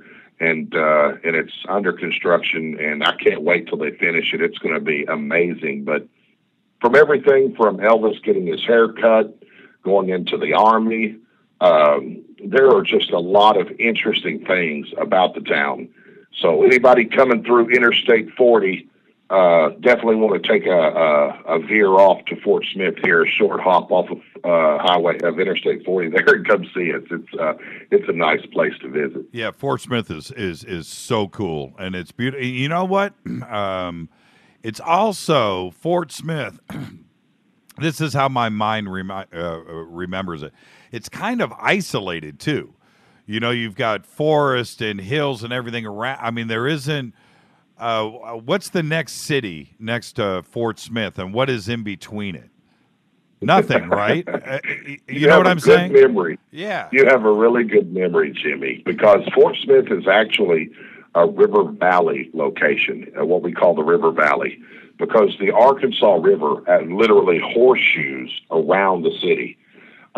It's kind of nestled in a valley between the Ouachita National Forests to the south of us and the Ozark National Forest to the north of us, and it's prairie land as far as you can see to the east and the west. Nothing there. I would say Oklahoma City. Right. Oklahoma City is right. Exactly. Oklahoma City is 3 hours away. Little Rock's 3 hours away to the east. Oklahoma City is 3 hours away to the west. Memphis is 5 hours to the east of us. Dallas is 5 hours away. St. Louis is 5 hours away. Kansas City is 4 hours away. So we're right here all alone. All alone. Hi, you're live on Fade to Black. Say hi to Race Hobbs. Hi, Race. This is Mark from Florence. Hey, Mark. How are you? I hear Race do the commercials on KGRA. I love his voice. But I'm one of these people who threw out their television set 15 years ago. So what television program is Race Hobbs on? Race? You know what? I don't watch television either. I'm not on TV. It's a good thing too, because I think the phrase or the saying that you've heard, the face for radio, I'm the poster child for that slogan. Hey, you guys are talking about treasure hunting in Arkansas, and it just brought to mind that you have a treasure hunting site that's open to everybody in Arkansas, Crater of Diamonds. Right, in Murfreesboro, that's true. Only one in America, I'm told. Anyone can go there. It's a national park, and for a fee, you can take your shot at digging up some diamonds, and people get some pretty good-sized diamonds out of there every year. Shut up. I didn't know this. That's true. Oh, That's yeah. true. In Murfreesboro, Arkansas, it's over on the eastern portion of the state, is a real, authentic diamond mine, diamond field, really. And you can pay a fee, and you can get a bucket and a sieve and a shovel and the whole bit, and go out there, and you can dig yourself up a new way of life. Wow. You get to take your family out, and then your kids are occupied for like 8 hours, right? Is that what you're saying? Who doesn't like to play in the dirt? Yeah, that's what it's cheap. It's like $8 or $9. Don't quote me, but it's really cheap.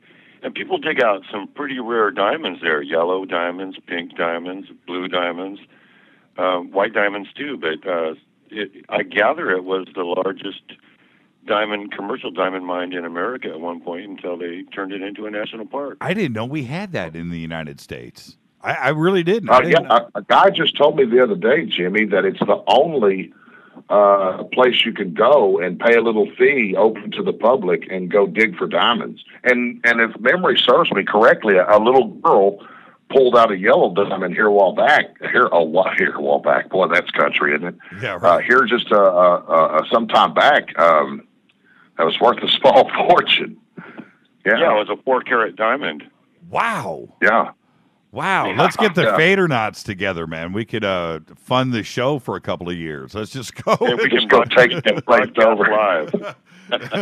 Turn that thing. Oh, man. Hey, Mark, real quick. The theme of the night is unsolved mysteries. Give me an unsolved mystery. You're a man of intelligence. I know you got something. Oh, good Lord. Yes, I do. Unsolved mystery. I would say one of my favorite ones to follow over the years has been Amelia Earhart. There's one. Oh, it's a good one. Yeah. Where did she crash? Where is her plane? And I've seen a lot of compelling evidence. I've seen pieces that people said were custom made for her plane in Florida that they found, but they've never turned up the wreckage, and no one has ever turned up definitive proof. Yeah. What was that? And the other one is, the other big mystery, it's where do my socks go? I put them in the dryer, and I think there's an alien agenda with my tube socks. I'm pretty darn sure, actually. It's funny. Every time Rita and I go shopping, right? Well, we head out, do that once a week thing. And I'm going and buying socks. And she's like, man, you're buying socks again. I don't know where they go. I think my dogs eat them. I don't know. I don't know where my socks go. I have bought more socks this year. I mean, I have probably bought 100 pairs of socks this year. I only put a pair of socks in the washer each week. Where do they go? I don't get it. I really don't. You know what? This is a paranormal show. Somewhere there's an ice planet, Planet 10, and they need socks. I swear. Somebody's got a lot of socks. Yeah, I'm serious. I buy them all the time. And Rita gives me the big guilt complex. You don't need them. Well, show me where they are. And I'll throw another dozen pair into the shopping cart. And sure enough, I'm telling you, the next week we'll be out. I'll go and buy more socks. Yeah. This is not. I'm not making fun of this. This is a way of life for me over here in This California. is just a fact. It's one of the enduring mysteries of the universe. I really enjoyed hearing you and Race and Gene Vito all on the air at the same time. That was like three of the great bass voices of all time together. Well, for me, it's smoke and mirrors, but you can tell that Race and Gene, man, can you imagine those guys singing backup for the Temps? Well, can we get Race to do a little Barry White, If I was on the old SM7B, I could probably get down for you. But something like rub my feet. Yeah, right. I need a foot massage. Yeah, baby. Yeah, right. Hey, Race, one of these days, maybe in a couple of years, you and I, we need to start an overnight FM classic rock station, and you and I will just do the DJing. And I'm with it. Man, when I was in school for broadcasting, this brings back memories. When I was in school for broadcasting, and I had one of the teachers that was on one of the nights for the class. We went in and we did like FM radio night, right? And we're rolling, got the next gen software running, and the songs are lined up. And I sat down and did that, and I thought I found my home. Going through all the class and just oh man, I really want to do that one day before I depart this great planet of ours and head into the ether. I really want to do a classic rock show. I would just love to do. I don't know. I just think, classic rock, Jimmy, is where it's at. I was born into contemporary hit radio at the tender age of 16 years of age. Did that for 4 years. Worked my way, up the ladder. And the first opportunity that I got to stop playing Michael Jackson and Janet Jackson and Mariah Carey and J-Lo and all them, I took it, and it was at a adult oriented rock station that came. It was brand new, started up in Fort Smith, called KZ 106.3 FM.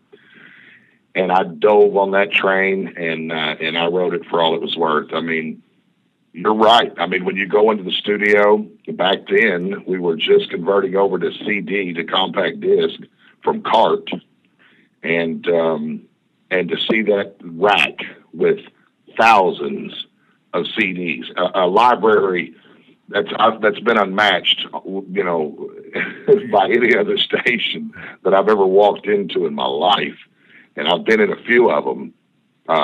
You have a CD cartridge that has 10 to 12 songs on each one, and there's literally a couple of thousand of them in racks, all labeled there. Oh, heaven. You have a volume of music that you never have to play the same song twice in a week. Right.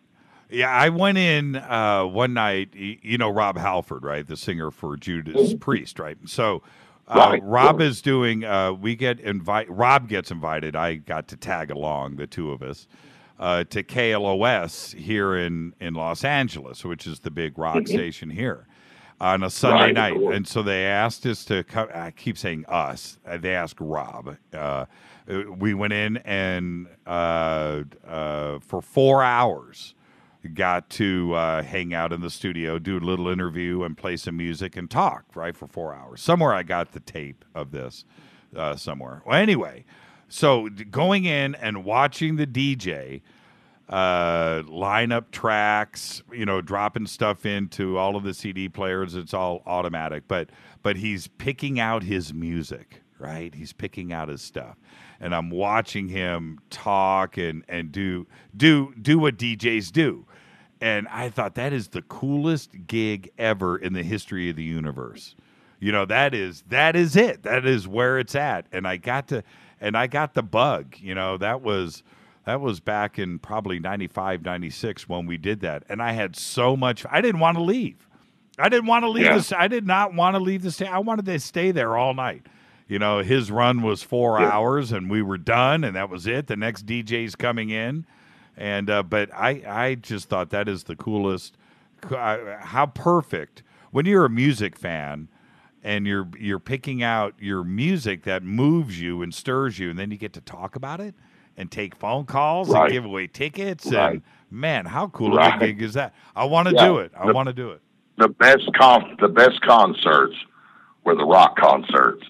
And so those backstage passes and those tickets meant the most out of any station I ever worked at, because that for us, people go to concerts, they go to see their favorite musicians and artists, but for us, the concert didn't start until the concert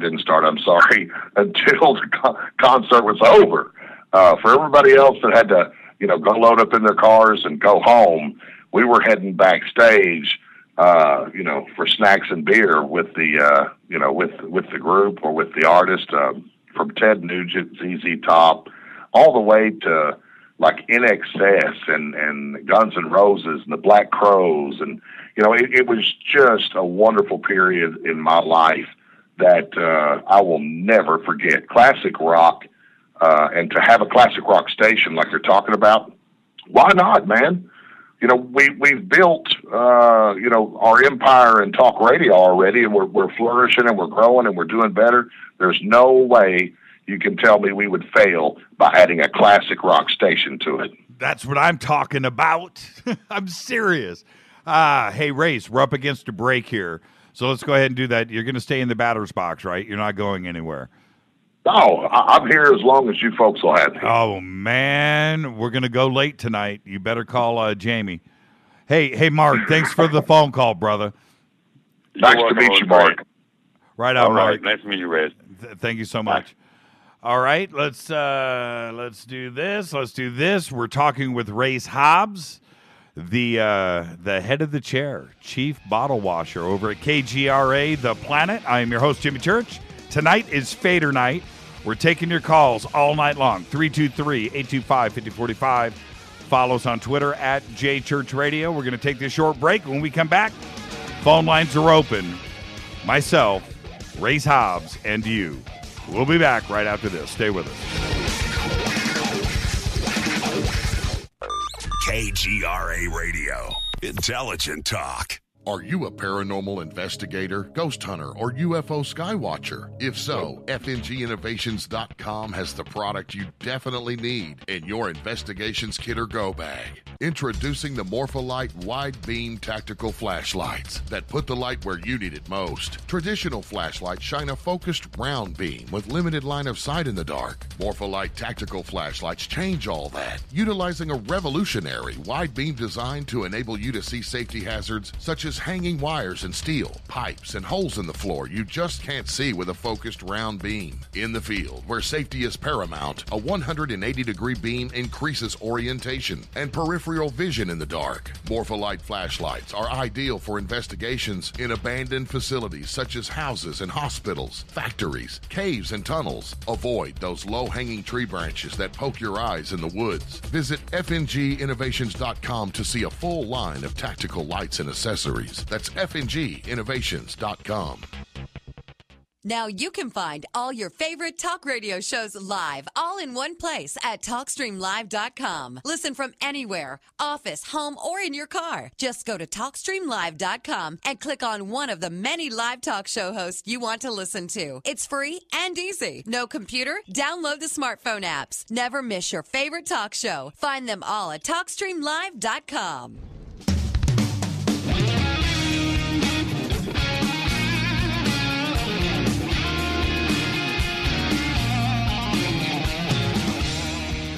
Fade to Black, bespoke radio for the masses on the Game Changer Network, KGRA The Planet. I am your host, Jimmy Church, taking your calls all night. Open lines. Tonight is Fader Night, favorite night of the week, by the way. 323-825-5045. We have with us tonight, going to co-chair, take your calls, Race Hobbs. Race, you with us?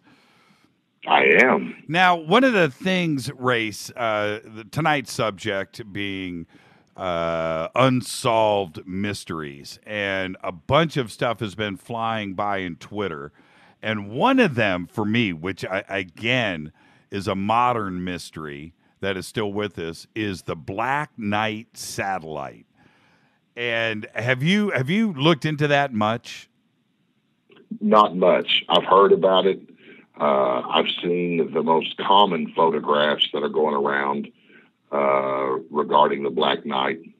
Looked into that a little bit, only to find that it was actually a panel cover for the Hubble Space Telescope.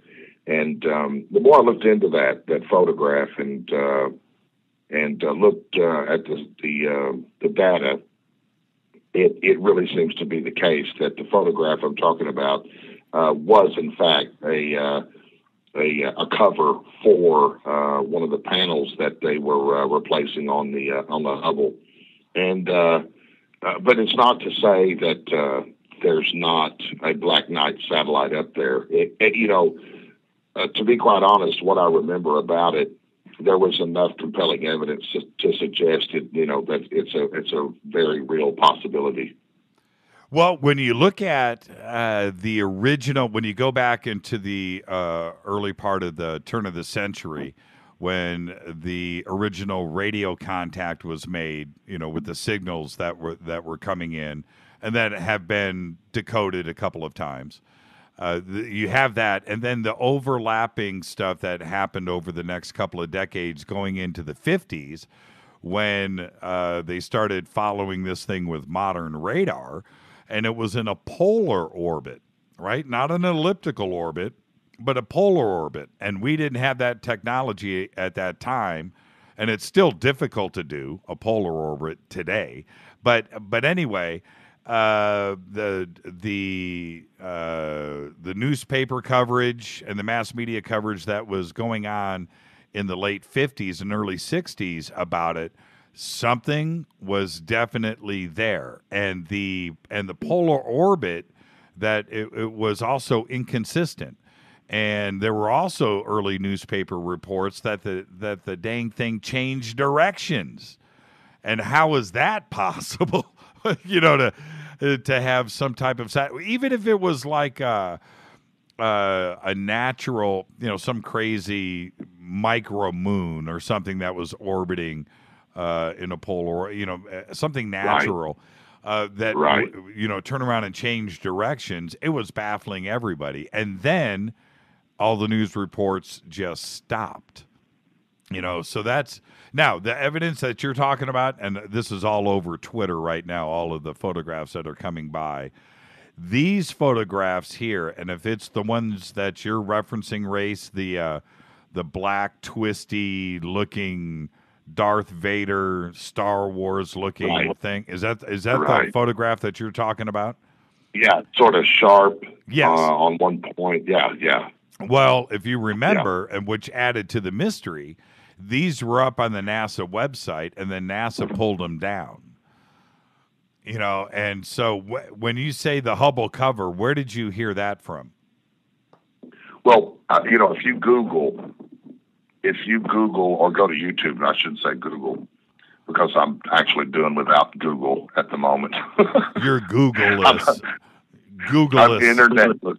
And we'll talk about that in here just a little bit. It's very, very interesting commentary I would like to kick out there about doing without the World Wide Web in your life. But, you can go to YouTube and you can look up the Black Knight, NASA, probably type in panel cover, or I can't remember. It's been some time since I've looked into it, but it's there. There's also interviews with,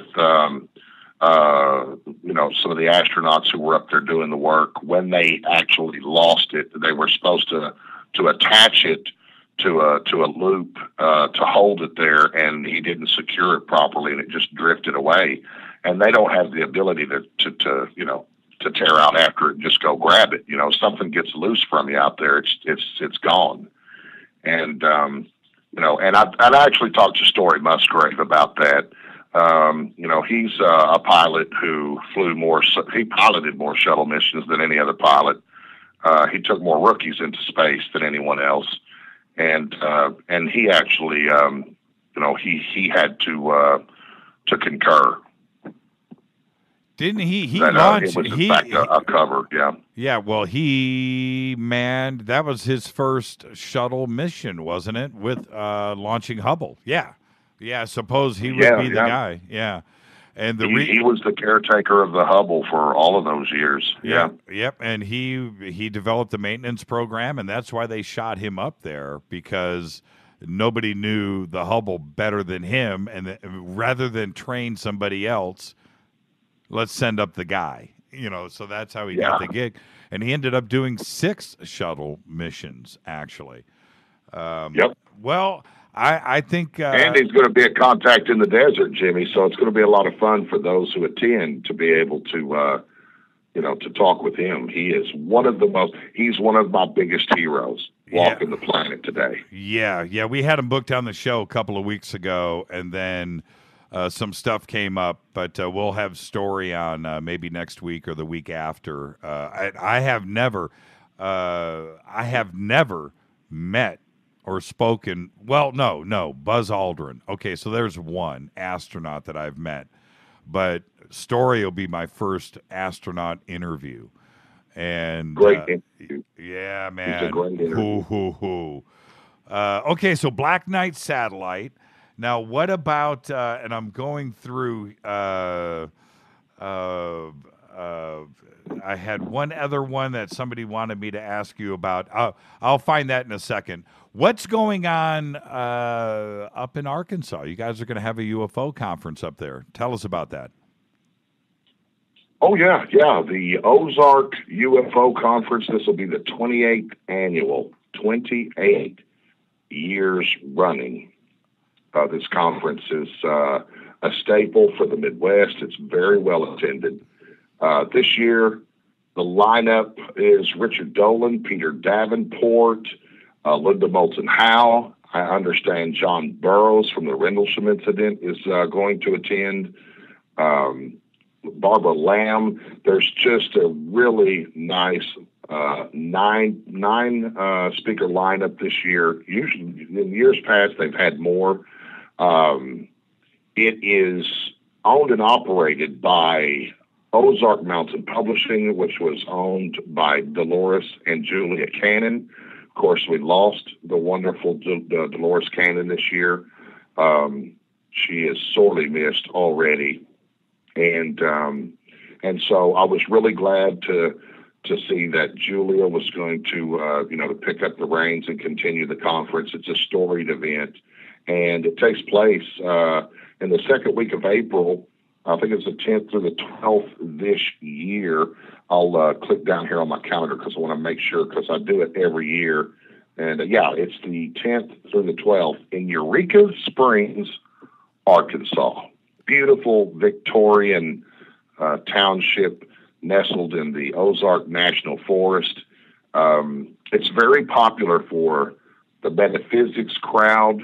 It's some say the entire underlayer of the village there is all quartz crystal, and a lot of the crystal crowd goes there. And but even the ghost hunters got in on the fame of the small town, doing a ghost hunt at the famous Crescent Hotel there, and storied hotel, supposed to be very haunted. And they actually, if I'm not mistaken, got their first thermal reading of a handprint on a locker in the basement of the place during a real-time investigation.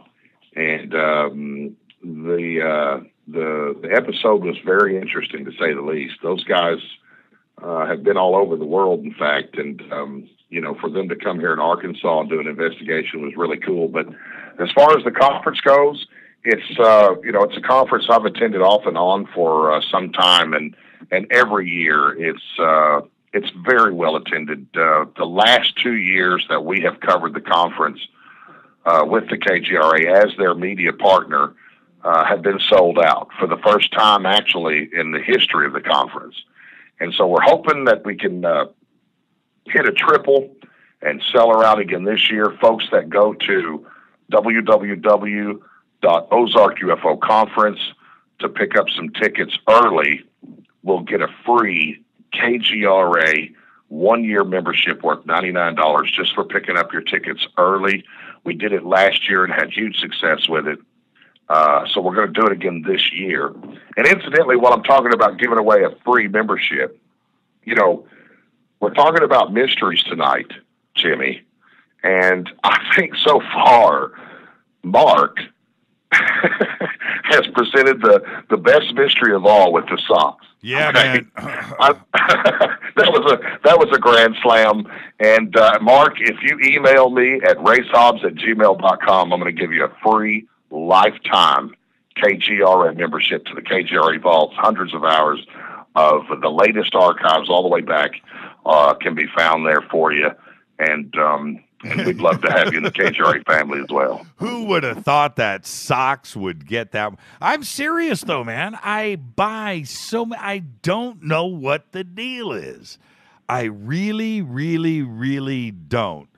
The socks thing is something we can joke about, but I'm serious, man. Somewhere there's a lot of socks laughing at us.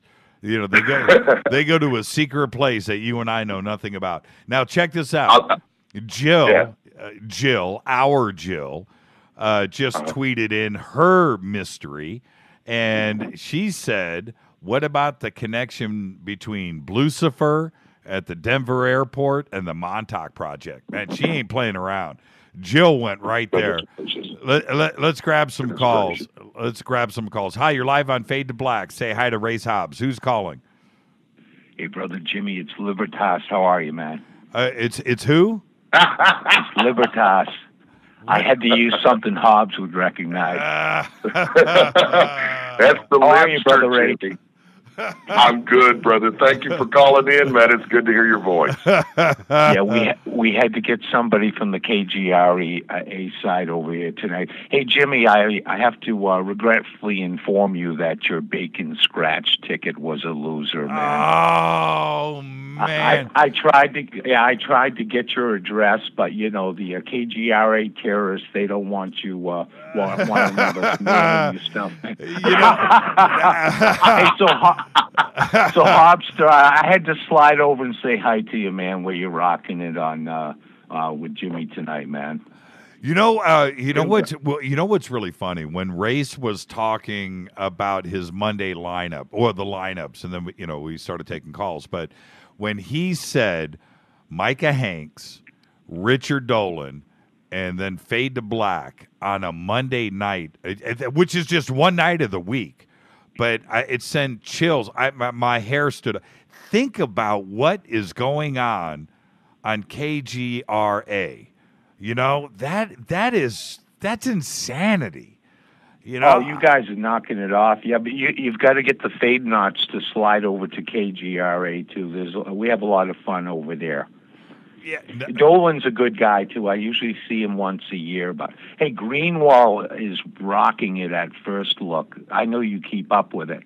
But just to remind you of two things. Recently, the Prime Minister of Australia told their people over there they were not being spied on. And bing, they come out with a fine article. In fact, Snowden wrote one. And just recently in New Zealand, their Prime Minister said he would resign if it was found out they were spying on their own people.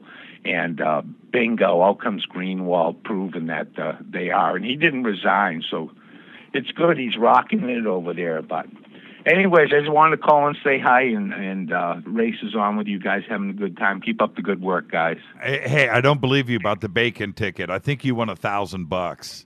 But that's fine. Man, you that's knew fine. it was 1,000. You were onto that, Jimmy. No, that's funny as hell. It was a loser, though, brother. I sat here for weeks looking at it, and finally I had to scratch the sucker. Yeah, that's what I tell Rita when I buy scratchers. Were any of them winners? Nope. And I got my pocket. Hey, Jimmy, when I was growing up and people were in store parking lots looking down, they were rolling joints. Now I go buy cars, they're looking down, they're scratching tickets, man. That's what I'm talking about. I ran across this one guy one time, and I happen to know who it was. And he's sitting there scratching tickets, and he sees that I see him, and he asked me not to tell his wife. I guess he's in trouble buying too many scratch tickets. Oh, I felt bad for the guy. But anyways, guys, hey, have a good night, man, and keep up the good work, guys. Have some fun. Thank you so much. Thank you, Libertas.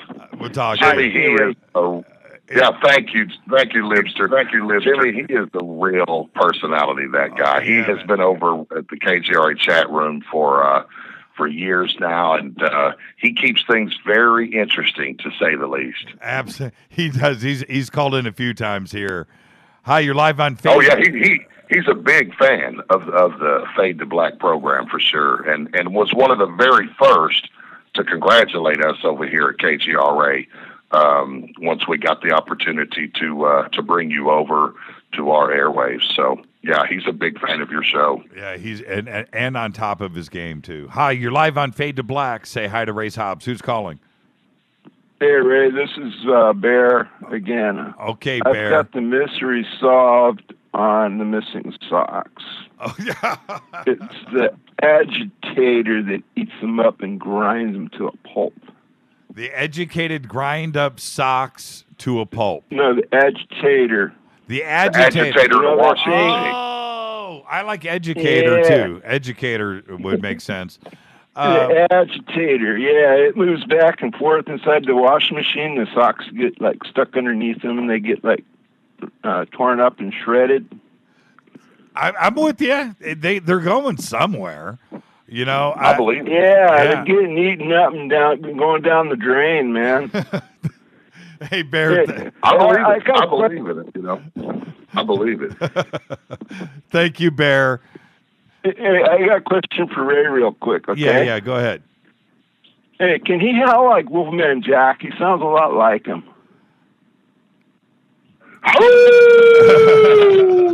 That brings back some memories.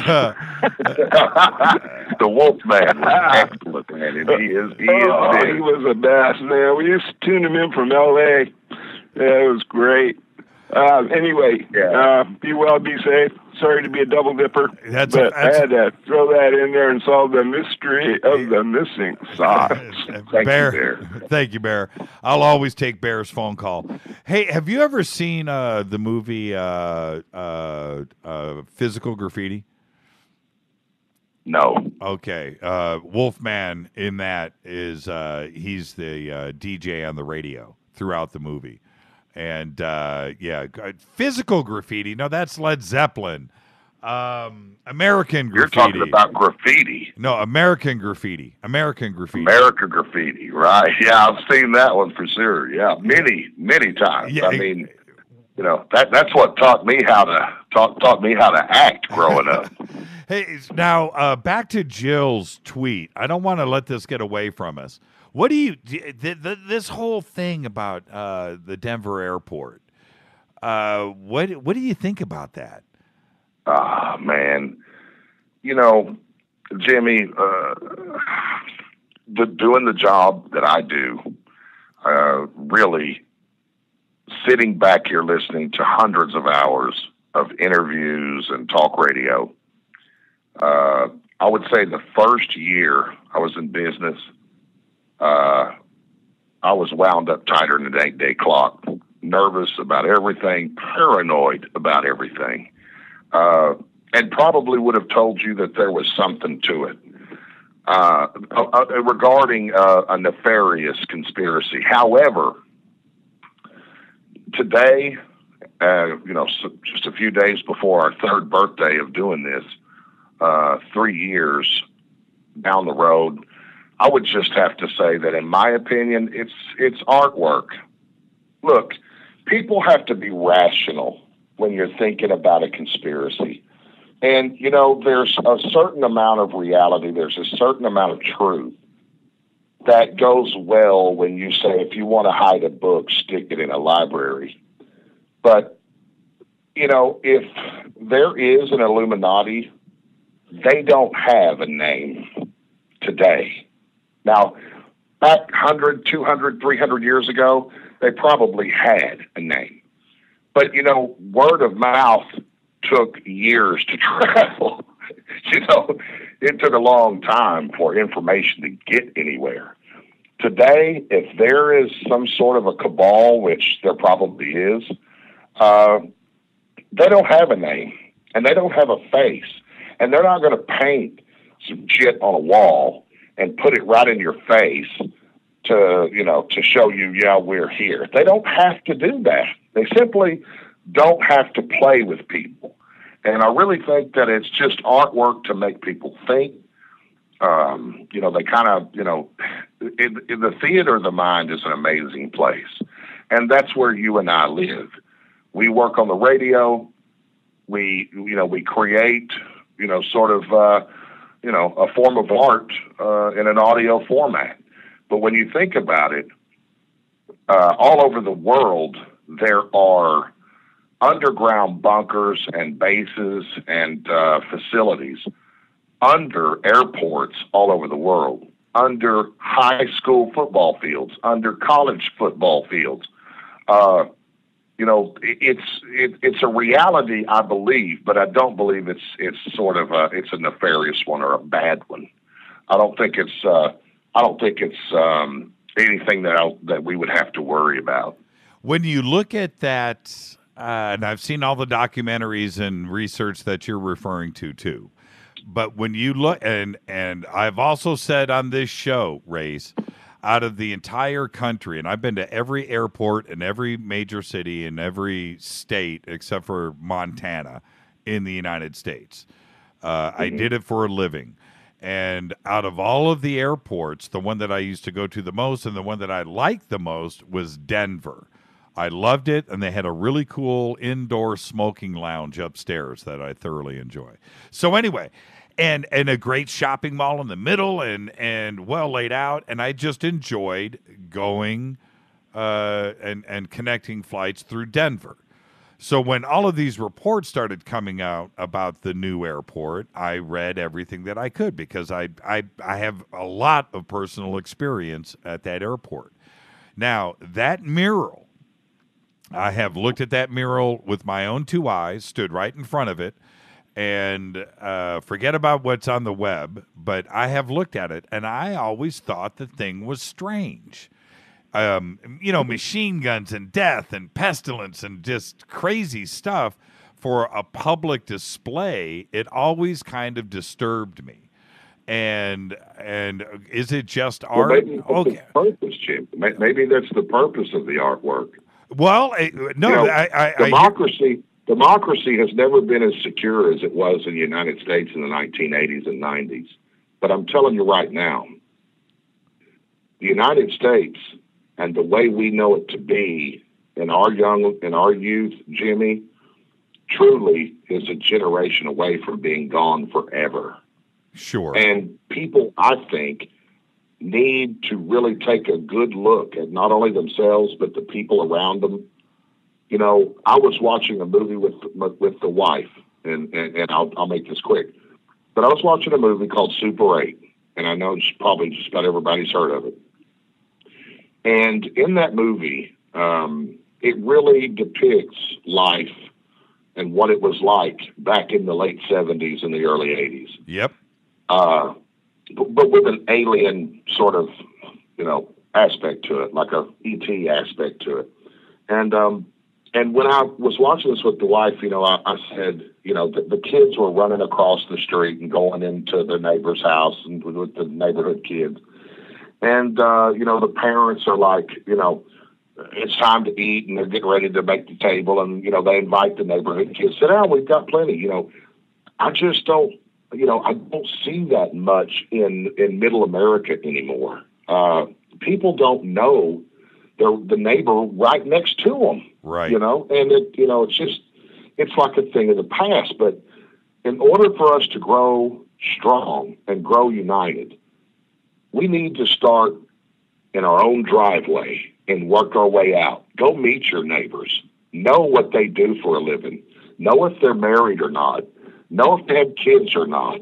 Know when they work and when they get home. Start to pay attention to one another and look at each other in a way that we're all equal, we're all interesting, we're all in this together, and start to unite your communities and your neighborhoods again. Because when you look at that artwork, and I've looked at it too, but when you look at that artwork, there's also a white dove in there. And I've never interviewed the artist, and I don't know all that much about it, but I always clue right in and train right in on that white dove, because that white dove is a symbol of peace all over the world. And that one little portion of that artwork means the most to me, because it's there, and only because it's there. But it is a very dark-looking, depressing-looking, piece of artwork for sure. But it makes you think. It compels you to think of the historical nuances that are laced throughout the entire airport. In fact, there's gargoyles there coming out of suitcases. I mean, it's just for me. I think it's good for society in the United States to really think long and hard about how hard we've worked and how much blood and death and sacrifice has been laid down to secure the democracy that we enjoy every day. When you open your show every day, you give thanks to the men and women who lace their boots up tight and go out there and secure democracy for us. And the day that I look around and I see the general population hating on them is the day that I'm ready to join them and say, right. Me too. Right. We're up against a break. Let's take one more call really quick. Say hi to Race Hobbs. You're live. Hi, Race. How are you? Race? It's Carolyn, Canada. Hi, Carolyn from Canada. How are you? I'm good. I've been listening to I've been listening to the new station all weekend. It's really, really good. Yeah, KGRA is no joke, no doubt. Hey, That's Carol, really quick, because we're up against a break. I know that you've called me, but what is up with the UFO crash in Winnipeg? Oh, my God, Jimmy. You know what? I can't find anything out. I know people that live in Manitoba that I've contacted. I've left messages. They aren't even phoning me back. Wow. Well, we're going to get to the bottom of it. If it was just some cruel hoax by somebody that drinks too much, or if something really did crash and the Canadian government, along with ours, is covering something up, we need to get to the bottom of it. So, okay, Carol, you called me. What's going on? Oh, nothing. I wanted to call in and just say congratulations on the new station. I've been listening. Spring has sprung around here. The birdies are coming back. It's nice. Thank you so much, Carol. That's good. Get rid of that snow and that cold. Thank you so much, Carol. Be safe and be well. Yes, you too. Thank you. Thank you, Carol. All right, Race, let's take a quick break. Stay with us. You're going to stay with us, right? You're not going anywhere. We got more to talk about. This is Fade to Black. It's the best night of the week. Fader Night. Taking your calls. 323-825-5045. Got Race Hobbs from KGRA. I almost said KGRI. I was thinking KFI here in Southern California. KGRA Radio's with us tonight. Taking your calls. 323-825-5045. I'm your host, Jimmy Church. Follow us on Twitter at JChurchRadio, you Fadernauts. We'll be back right after this. Stay with us.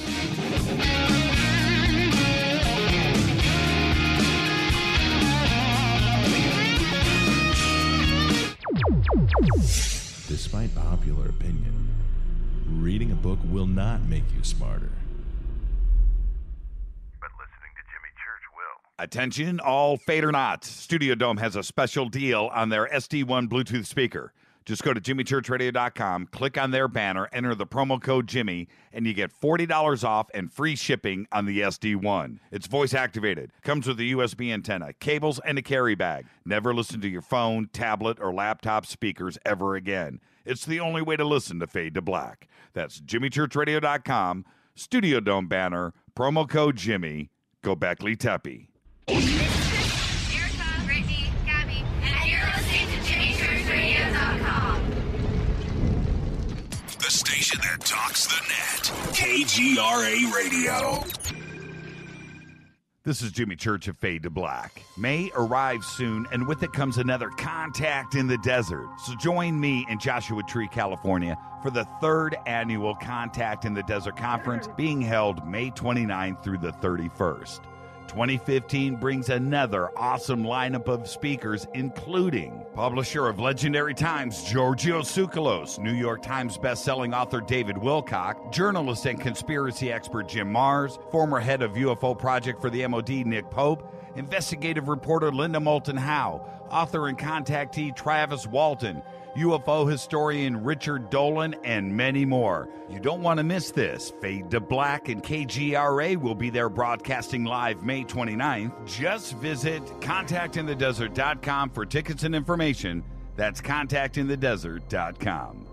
This is KJCR at JimmyChurchRadio.com.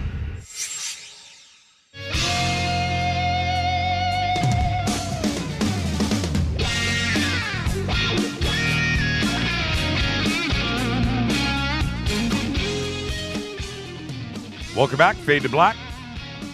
Bespoke radio for the masses on the Game Changer Network and KGRA The Planets. Sounds good when I say that, Race. Race, are you there? I think Race took a break. Hi, you're live on Fade to Black. No, I'm here, Jimmy. I'm sorry. I had to mute my mic there because some of this wonderful Hobbs Foster coffee went down the wrong pipe on me there. Hey, Dino, say hi to Race. Hi, good evening. Hey, Race, I appreciate you putting us on the radio to get more of the truth out, but you really have my unwavering interest when you talk about what you talked about just before the break, whether it's a Denver airport, one of what we are told is over 60 underground secret bases in America alone, and not to mention what's around the world. And we look at, you talked about lacing up boots, but we look at what America has become, where it seems like the middle class are the folks not getting help. If you're poor, they'll help you a little bit. If you're rich, you get breaks and you know how to go around people like the IRS. But what worries me is that we're going on like a 3rd generation. Like if you had a family that came from an old country elsewhere, came to America, they kept their nose to the grindstone. If you then had the next generation, their kids, they kept things going. And then it seems like sometimes the 3rd generation of great families sometimes just squander it, act stupid, get fat and lazy. And what worries me is, why is there something going on under the airport? Why is there that type of artwork at the Denver airport? Why are all these things being kept secret from us? That's not American, and that's not something worth fighting for. We got to fight the battle at home. Well, Dino, you raise an interesting point as to why, but the patriot that I am, the flag waver that I have been raised to be, tells me that you don't have to look very far in any direction, I should say, to know why we need to keep secrets. There are people born right here in America today that are catching planes to go fight with ISIS as we speak. American-born civilians that are packing their bags to go fight with, some of the most heinous people that have ever taken a breath on this planet. And when you think about that, it sends a real clear signal to me that it's all the more important for us to guard our technological advances and the leaps that we have made in technology secret, because it's that knowledge that keeps us sovereign and safe here at home. I follow everything you're saying. Well, I follow everything you're saying. A lot of these bases, Dino, I'll just say this really quickly. A lot of these bases are housing mainframes. These are big facilities that are underground because it's easier to keep cool, and they're full of mainframe computer storage.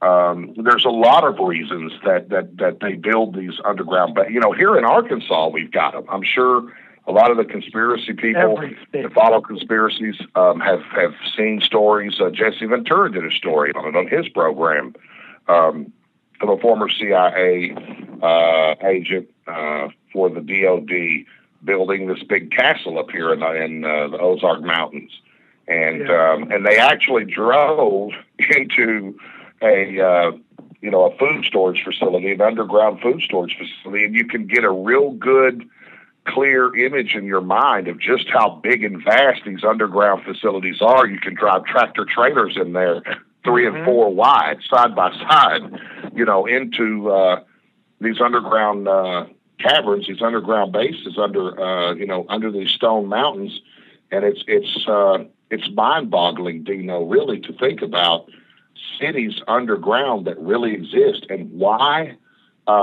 It's a scary thought. One's mind can really go one way or the other with it, but it's scary to think that they're building these things because they know something's coming. Well, see, that's the thing. We don't know. I mean, I follow what you're saying, and for listeners who don't know, if you've read books about underground bases, supposedly we even have superheated train cars that can do 30-foot diameter tunnels through solid rock. And you talked about mainframes.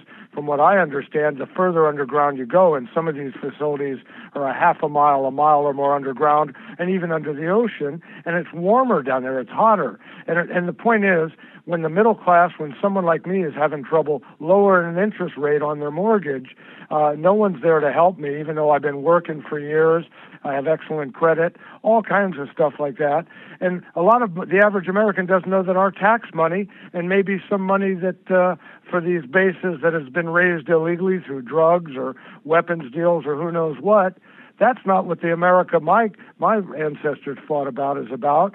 You got to have more openness. And while we're not trying to be a political show, you cannot separate, Jimmy knows this, politics from some of these dark agendas and secret programs. And while I agree that maybe, and Jesse Ventura will tell you that he had top security clearance, and he can understand at the time of an operation or before or after briefly. But for secrets to be kept from us for years, for cabals that might or might be secret or separate from our very government to be, allowed to do these things. I can't wave the flag and be patriotic. I'm a patriot too. I had an uncle on Omaha Beach, and he survived, and he would tell me these things too. He'd say, they're not looking out for the middle class. They're looking out for the multinational corporations. The fact that we now have a flat world because of the electronic age, that multinational corporations and large families run all over the world. They don't care if they're building something in America or India because they're going for the lowest price they can get. And if you don't fit in with this specialized world nowadays, you're not going to have a job. And that's what things like the Denver airport scare me, because when people start waking up to this, if it does become violent, if it does involve new secret weapons like lasers they've had for years, particle weapons that they're now letting us know they have, they're going to turn that against our own population. How is that American? And that's what worries me. That's not the truth. That's not American. And I want to know more about underground bases, and I want to know more about who's hiding stuff from us and what they are hiding. Yeah. Well, you raise a really good point, several of them, in fact, Dino. But, I'm not sure what your thoughts are on the current administration on Capitol Hill regarding, well, let's just say specifically the presidency, for example. But if you ask me, giving these illegal aliens amnesty is just another way to build a brand new middle class. Well, bringing maybe, in but a can whole... you see? But can you see, though? The point I want to make is, can you see how all these little issues are making us fight among ourselves and avoiding the big issue, which is we're losing the middle class. I don't care what race or what country you come from. They're losing us. We're fighting for pieces of a shrinking pie when the pie is getting bigger for the 1% and the higher ups. And they're the ones who, whether they know it or not, maybe it's 1% of the 1%, who are the ones funding secret weapons, funding secret bases. God, if we have a secret space program that some of our guest speakers that Jimmy's had on the program are really true, then we're being lied to. NASA is just a big front. Yeah, well, it's all good points, and you're right about the 1% of 1%. 1% of 1% has probably 95% of the cash in general. That's where all the ducks are quacking in the pond. You know, it has nothing to do with the middle class anymore. You know what? You know, this isn't a political show, but you know, once in a while, that subject does come up. The one thing that kind of freaks me out is when you look back to the era that Race is referring to, and you too, Dino, and before. I'm talking about the race of Americans here in America, that where everybody, it seemed like, I could be wrong, but it seemed like every job had health insurance, every job had benefits, every job had your vacation. Everything was just status quo, and those were the things that you counted on with this country, along with paying taxes and everything else that came along with it. But today you have to fight for all of that. And for the average American, the average guy, that 99% that we're talking about, that average, not that 1% at the very, very top. And I talked to a billionaire about this one day, and he didn't relate to what I was saying. But when I told him, I said, look, if you're making $20,000 a year here, you're the guy or the woman that's working at Costco, or you're working at Home Depot, or you've just got a job, and your insurance for your family is $1,000 a month, then every penny that you work for every single month, just forget about buying socks, those missing socks. Forget about putting food on the table, making your car payment, making your insurance payment, paying your insurance on your car, your rent or your mortgage, and all of that doesn't even get cut. You can't even pay for that stuff. You just have to focus on trying to cover for health benefits, because you're making that $20,000 a year is what is covering your $1,000 a month for your health insurance. And after taxes, you've got nothing. You've got zero left. And what about your retirement? I'm coming up against it now, and I've been putting things in IRAs, and I supposedly am going to have a small pension, but it's still not going to be enough, and then I'm going to have to sell my house to live if I live to be an older age. Right. That's the thing we're talking about. Well, and you that can't keeps even. us But Dino, you can't even put that into the conversation. Okay, and I'm talking about the average guys like myself. And when you look around, I have no idea how many people are running around without insurance these days. But you know what? It's an awful lot. It's an awful lot. And that's where things, to me, I know this show is a paranormal show and it's ufology and everything else that we normally talk about. But these are the Fadernauts that are listening to me right now know exactly what I'm talking about. And that's Jimmy, Jimmy, don't leave out the fact that if you don't have insurance, you're a criminal. Yeah, you're a criminal now. And well, at its very core, the idea of Obamacare, the idea of it, which got away from us, but the very idea of it, I respect. I really do. I understand it. Well, they lost us when they lost single payer. That was the whole thing, all right?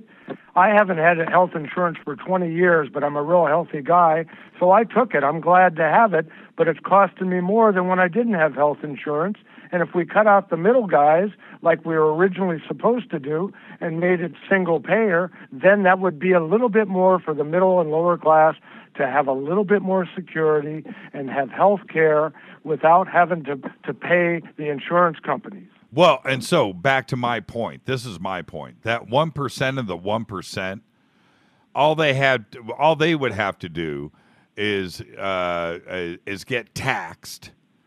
Get taxed. They're not going to miss the money. They don't care.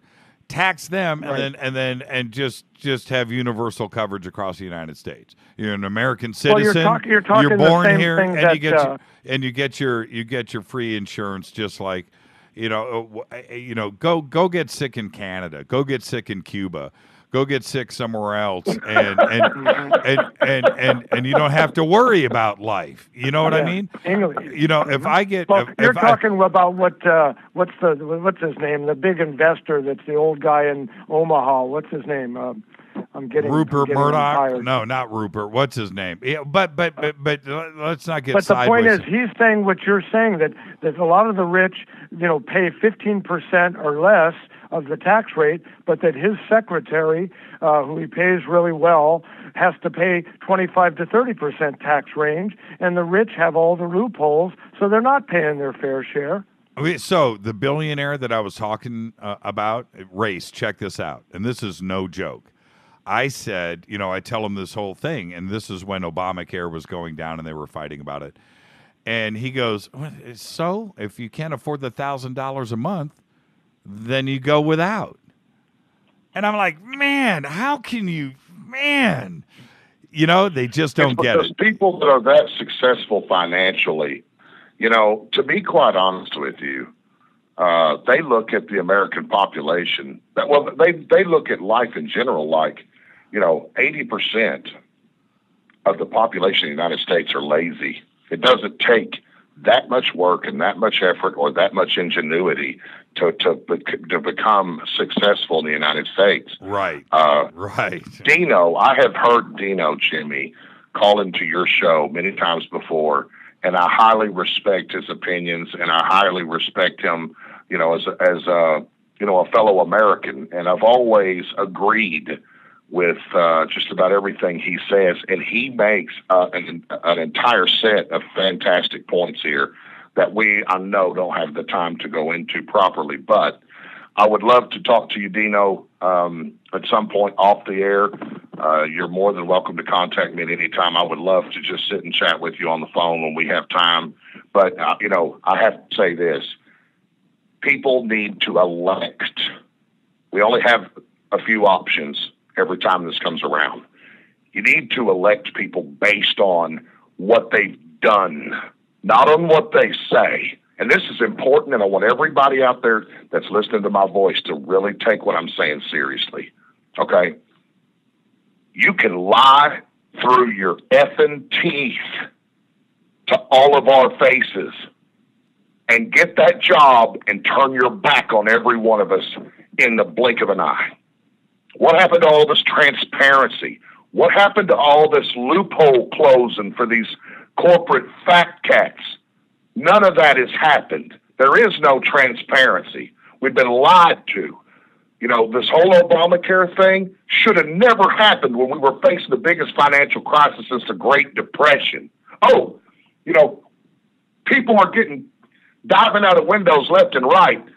People are going broke left and right. People are getting put out of their homes left and right. Entire neighborhoods, as far as you can see, are sitting empty and rotting while we have homeless all over the country with no place to go, nothing to eat. It's ridiculous that you would take on health care at a time like that and then go bullshit every one of us into these bailouts. It is ridiculous. If, in my opinion, Barack Obama needs to be indicted. George Bush, indict him too. I'm not going to sit here and talk about this president and then have all these people that hate George Bush say, well, he's a George Bush lover. Right. You know what? I don't hate George Bush or dislike George Bush or Barack Obama. But George Bush was an icon with his father's cabinet underneath him, just continuing what his dad started, what Ronald Reagan started, what they started underneath Ronald Reagan. The middle class is a thing of the past. We live in a corporatocracy, and it's time for the revolution to start now.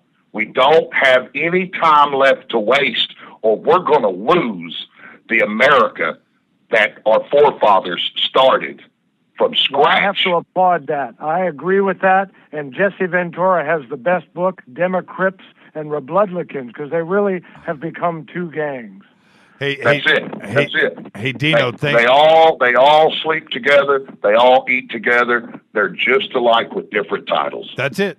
Hey, Dino, thank you for the call, my brother. All right. Thanks for all the time. Bye. You got it. You know, what a guy he is. Huh? Yeah. Dino's the best.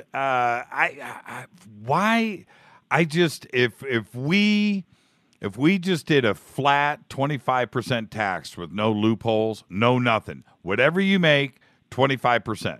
That's it. All the way from the very richest of the rich to the poorest of the poor. 25% goes to the coffers, and it would be an immediate Band-Aid, but it would fix everything, because that top 1% of 1%, where all the money is sitting, ain't paying nothing, and that's what's wrong. And it just it's a snowball. You want to know the first thing I would do, Jimmy?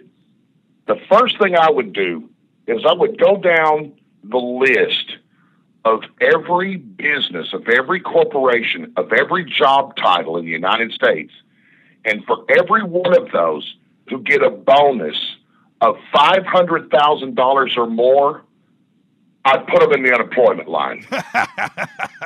There's no way in the world you can tell me that there is a job, right, hustling, products, whatever, that warrants a $4 million to $40 million bonus on top of already what you make. And the second thing I would do is I would lock up anybody selling our natural resources out from under our nose. Yep. T-Boone Pickens would be the first one I would lock up. Selling our water to China. Right. Aquifer, our underwater storage tank, freshwater storage tank, went down 11 feet in 1 year because he slant drilled through Texas into that aquifer, and he's sending oil tankers full of water to China. Right. The Capitol Hill had to go and create an entire new band of legislation and get it into effect to get him to stop it. And all he did was loophole around it by putting it in containers and then shipping it over there. That's Still right. doing it. That's right. And that, you know what, Race? This is the truth too, man. This is why you and I, Fade to Black, our team, and KGRA are in lockstep. You know, it's really funny. Some things were just meant to be. Hey, guess who just came on, man? Les. Who's that? Les, the closer. Les, right on. Les, say hi to Race. Hi, Race. Pleasure to. How you doing, Les, the legend? Yeah. Les is all nervous. Les the legend. Did you hear that, Race? He's like, "Hey, Les, how you doing?" You scared the crap out of him, Race. Hey, Les was the FADERNIGHT that brought me into the FADERNIGHT Union, and for that I'm eternally grateful. Les, you as well, and I want to say this too.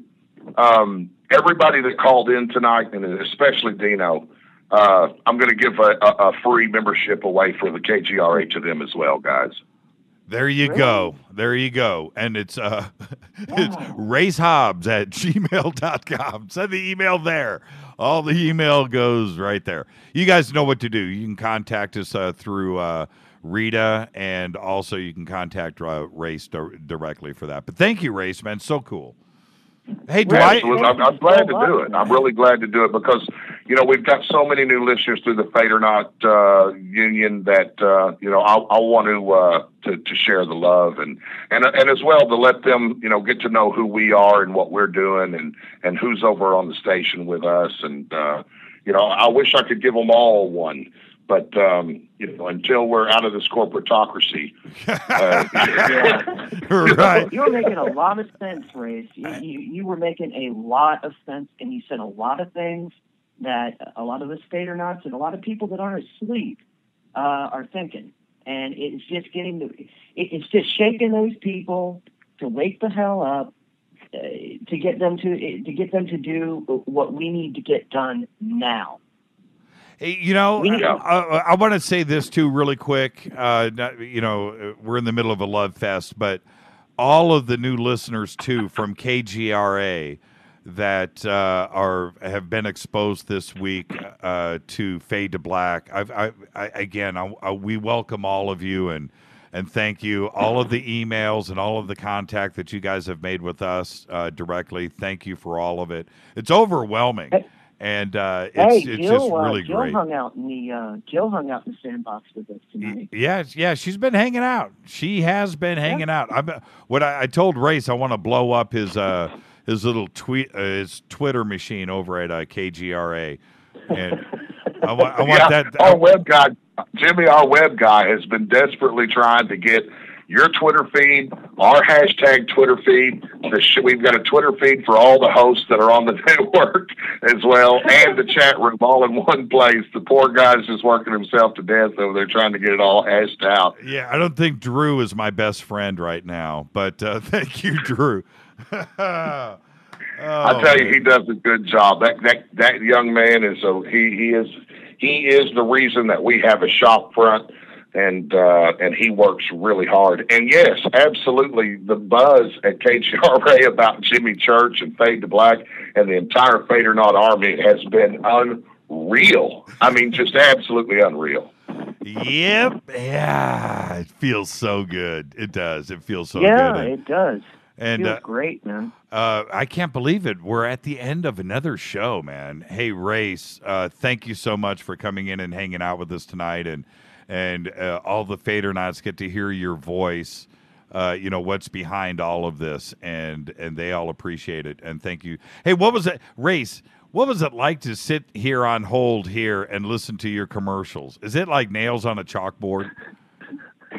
No, actually, I'm deeply honored to have the opportunity to be on the legendary Fade to Black radio show with you, Jimmy. Oh, stop. Absolutely. Stop, Thank Race. you so much thank you for letting me come on. It was really an honor. Yeah, thank you so much, Race. All the best, and as always, one of us is going to wake the other person up tomorrow, so I'll talk to you first thing in the morning. Hey, Race, I look forward to it. Thank you, Race. Hey, thank you, Les. Thank you, Les, so much. And to all the Fadernauts out there, you guys rock! Thank you. Race Hobbs, everybody. Wow. Les, what a week here. And we're not done. Tomorrow's Michael Tellinger. But what a week here, joining KGRA. And thanks for all of your help. It's been a crazy week, but we somehow got to the end. I can't believe it.